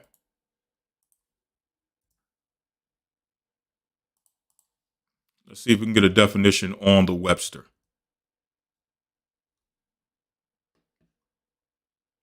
Okay, to dolly. Literally to delay, to linger, to wait, to trifle. To lose time in idleness and trifles. To amuse oneself with idle play. Again, to trifle, to lose time in idleness and trifles. Okay, trifling activities, right? To amuse oneself with idle play. Down here it says to toy. Okay, when it says they dallied with women. Okay, they amused themselves with women. They toyed with women. It says to toy and wanton as man and women, to interchange caresses, to fondle, to sport, to play. This is what they were doing in the temple of God with harlots. This is how they party. Okay, speaking about the party and why don't you party with me, so on and so forth. This is how the architects party. Okay. So who do you think he learned it from? They learned it from. I'm not even going to put it on one person. Who you think they learned it from? Okay, all of those who are in the industry, the Negro hustlers, the people who are put before our face and worshipped as gods, but really they're basically servants to their paymasters. It says, and had to do with women within the circuit of the holy places, and besides that brought in things that were not lawful. So they were dealing with all types of debauchery, partying in God's temple. The altar was also filled with profane things which the law forbiddeth. Neither was it lawful for a man to keep Sabbath days or ancient fasts or to profess himself at all to be a Jew. So along with these parties, along with the architects and their debauchery, they made it illegal for our forefathers to profess themselves to be Jews. Okay? Verse 7 says, and in the day of the king's birth, every month, they were brought by bitter constraint to eat of the sacrifices when the fast of Bacchus was kept. Okay, so they dealt with Bacchus rituals. Okay, wine. Okay, lasciviousness, debauchery.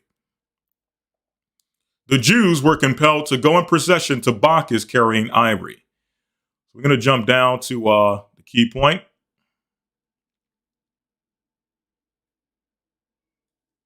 I'm going to jump down to some of the key points.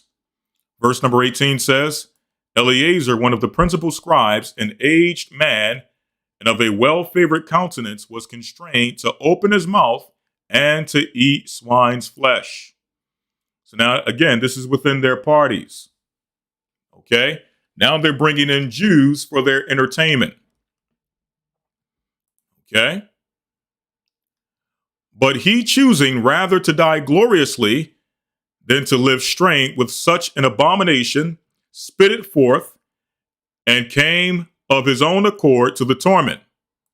So this is the honor that our people held back then. They were willing to abstain from abominable acts, even if it meant losing their life, even if it meant torture and death. But keep in mind that all of this is taking place within a party, within a feast, as entertainment for the architects. As I mentioned earlier, they deal with a different level of entertainment. You're going to find out not only is it just dallying with women and, little girls, little boys, and all of those various things you may hear of, there's also death and torture that takes place in some of these high-level parties as a form of entertainment. Okay? These things take place. And again, they're going to look at the Negro hustler and the bad boy and look at him and say, okay, this is what he's doing and that's what he's doing. As vile as it is, it's not the end all to be all. It's low level compared to the level of stuff that goes on within this realm. Okay? Reading on, it says here,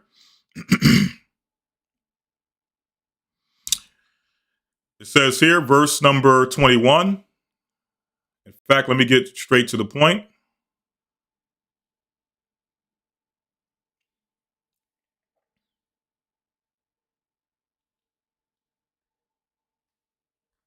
So it says here that they led him, this is verse 29 in 2 Maccabees 6, that they led him, changing the goodwill, they bear him a little before into hatred.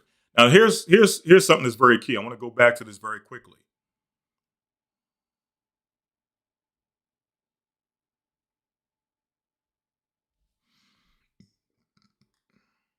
It says here in verse 20, as it behooved them to come to resolute to stand out against such things that are not lawful for love of life to be tasted.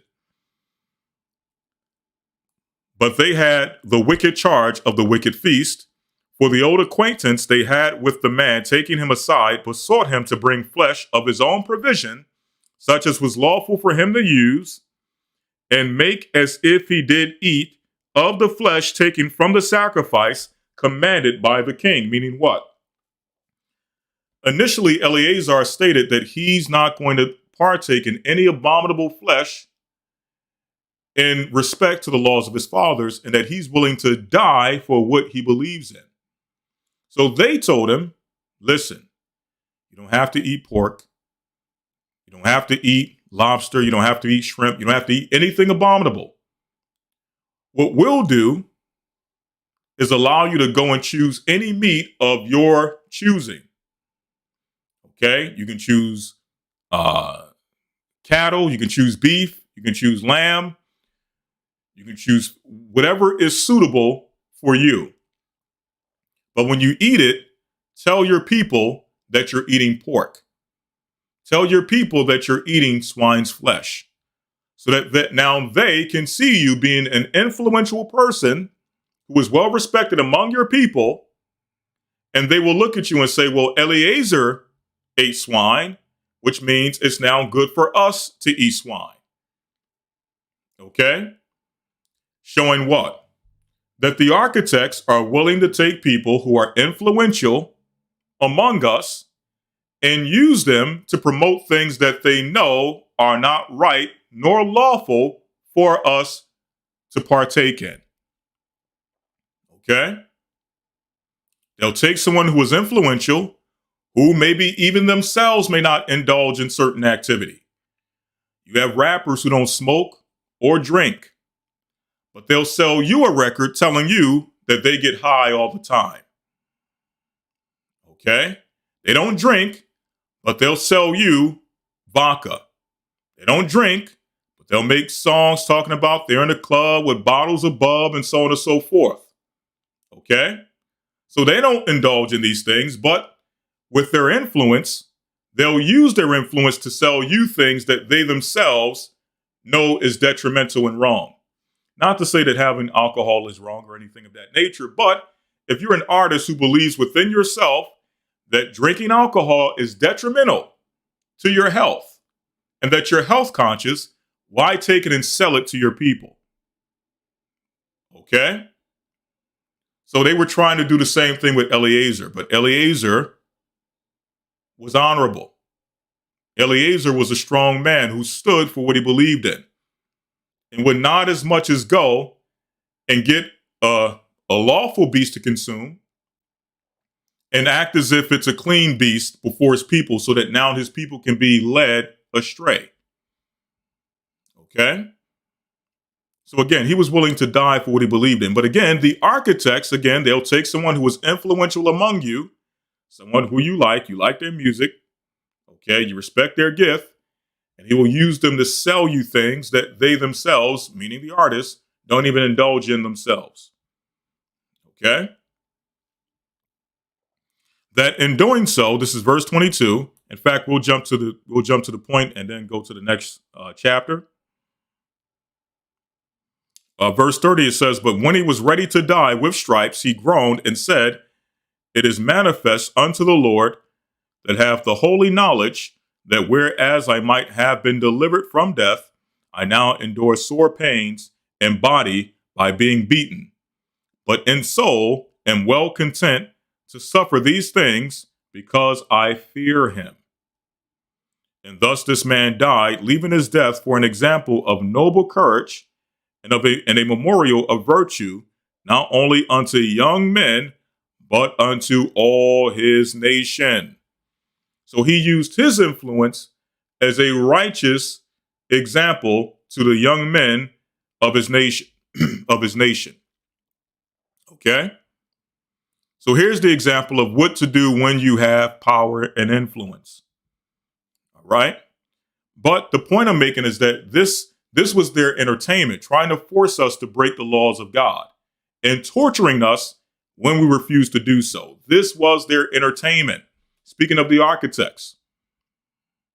So don't let them just tell you and push out there about some rapper and the weird parties he likes to be involved in and the weird revelings that he likes to, set up and indulge in for himself. Okay? Because they're telling you half the story. Okay? I'm just going to read a little bit of this, jumping over to 2 Maccabees chapter 7, verse 1. Okay? And it came to pass that 7 brethren with their mother were taken and compelled by the king against the law to taste swine's flesh, and were tormented with scourges and whips. Again, this is all taking place within a feast, within a party. People being brought in to be tortured for entertainment. Okay? But one of them that spake first said, "What wouldest thou ask or learn of us? We are ready to die rather than to transgress the laws of our fathers." Then the king, being enraged, commanded pans and cauldrons to be made hot, which forthwith, being heated, he commanded to cut out the tongue of him that spake first. This is all being done in entertainment. Okay? And cut off the utmost parts of his body. So he cut off the rest of his brethren and his mother looking on. So his mother is looking at a mother is looking at all of her sons being tortured before her eyes. Okay? And all of this is being done for what? For entertainment. Okay? So jumping down, you can read the story in your own time. But when you jump down, it says here, this is how we know this was for entertainment. I'll start at 41 where it says, "Last of all, after the sons, the mother died." So they killed not only the sons, but also the mother. Now, how do we know that this was for entertainment? 42. "Let this be enough to have spoken concerning the idolatrous feast." Let this now be enough, or let this be enough now to have spoken concerning the idolatrous feast and the extreme tortures. Okay? So this is what goes on in their parties. Right? They're telling you about the parties of some rapper or some singer or some low-level entertainer. They'll tell you about their parties, but the question is, what's going on within the parties of the architects of the industry? What's going on within their parties? Okay? Well, I believe that in the book of Maccabees, the Bible is giving us insight as to the strange rites and revelings that take place within their parties. Okay? Last but not least, we got Matthew 14, showing you that John the Baptist, a prophet of God, was what? Was tortured and killed in a party for entertainment. Okay, this is the time of the Romans. We went through the Greeks. Now we're in the time of the Romans. Okay? St. Matthew 14, verse 1. "At that time, Herod the Tetrarch heard of the fame of Yeshua, and said unto his servants, This is John the Baptist. He is risen from the dead, and therefore mighty works do show forth themselves in him. For Herod had laid hold on John, and bound him and put him in prison for Herodias' sake, his brother Philip's wife." So Herod was dealing with his brother's wife, and John the Baptist would come out and prophesy against him because of it. Verse 4 says, "For John said unto him, It is lawful for thee to have her." So he was telling Herod, and this is not Herod the Great, who tried to kill Christ at birth. This is one of his descendants. So he was telling him that it was wrong, or it was not lawful for this Herod to have his brother Philip's wife. So because of that, John the Baptist was eventually imprisoned. And when he would have put him to death, he feared the multitude because they counted him as a prophet. So initially, Herod the Tetrarch did not want to kill John the Baptist in fear of an uprising. Okay? But when Herod's birthday was kept, so again, here we are at another party among the elite, among the architects of the industry, as we'll call them, okay? But when Herod's birthday was kept, the daughter of Herodias danced before them and pleased Herod. Whereupon he promised with an oath to give her whatsoever she would ask. So listen to her request. Verse 8. And she, being before instructed of her mother, said, Give me here John Baptist's head in a charger.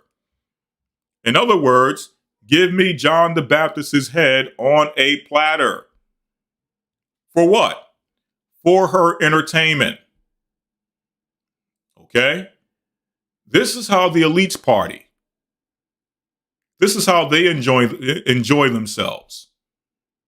Okay? This is how they engage in entertainment. The Bible is exposing it all.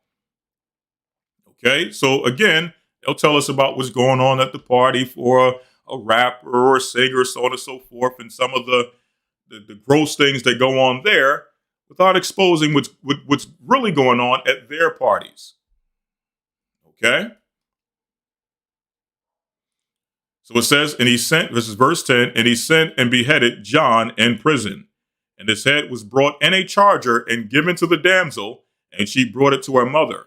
And his disciples came and took up the body and buried it and went and told Yeshua.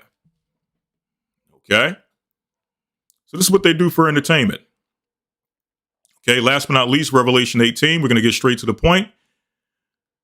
Okay, this deals with the judgment of Babylon. We're not going to deal with the judgment. We know what the judgment is of not only Little Babylon, which is the entertainment industry, but also Babylon the Great. Babylon as a whole will be judged. Let's see what the Bible says about what can be found in Babylon. Revelations 18 and 11. And the merchants of the earth shall weep and mourn over her, for no man buyeth their merchandise anymore. The merchandise of gold and silver and precious stones, and of pearls and of fine linen and purple and silk and scarlet, and all thyine wood, and all manner of vessels in ivory, and all manner of vessels of most precious wood, and of precious brass, and of brass and iron and marble, and cinnamon and odors, and ointments and frankincense and wine. Okay, so now the Bible mentions wine. But there's other merchandise that can be found within Babylon, which is of the illegal variety, or at least we've been told that these things are illegal drugs, whatever the case may be. However, within the realm of Little Babylon, these things are easily and readily available. Okay? For whosoever desires or may choose to indulge in those things. Okay? This is the stuff, everything you can think of is available. Again, Little Babylon is a microcosm of Babylon the Great. So everything that's available within Babylon the Great is magnified within this Little Babylon. Everything they want, everything they desire, they have at the snap of a finger. So it says, in wine and fine flour and wheat and beast, and sheep and horses and chariots and slaves and the souls of men.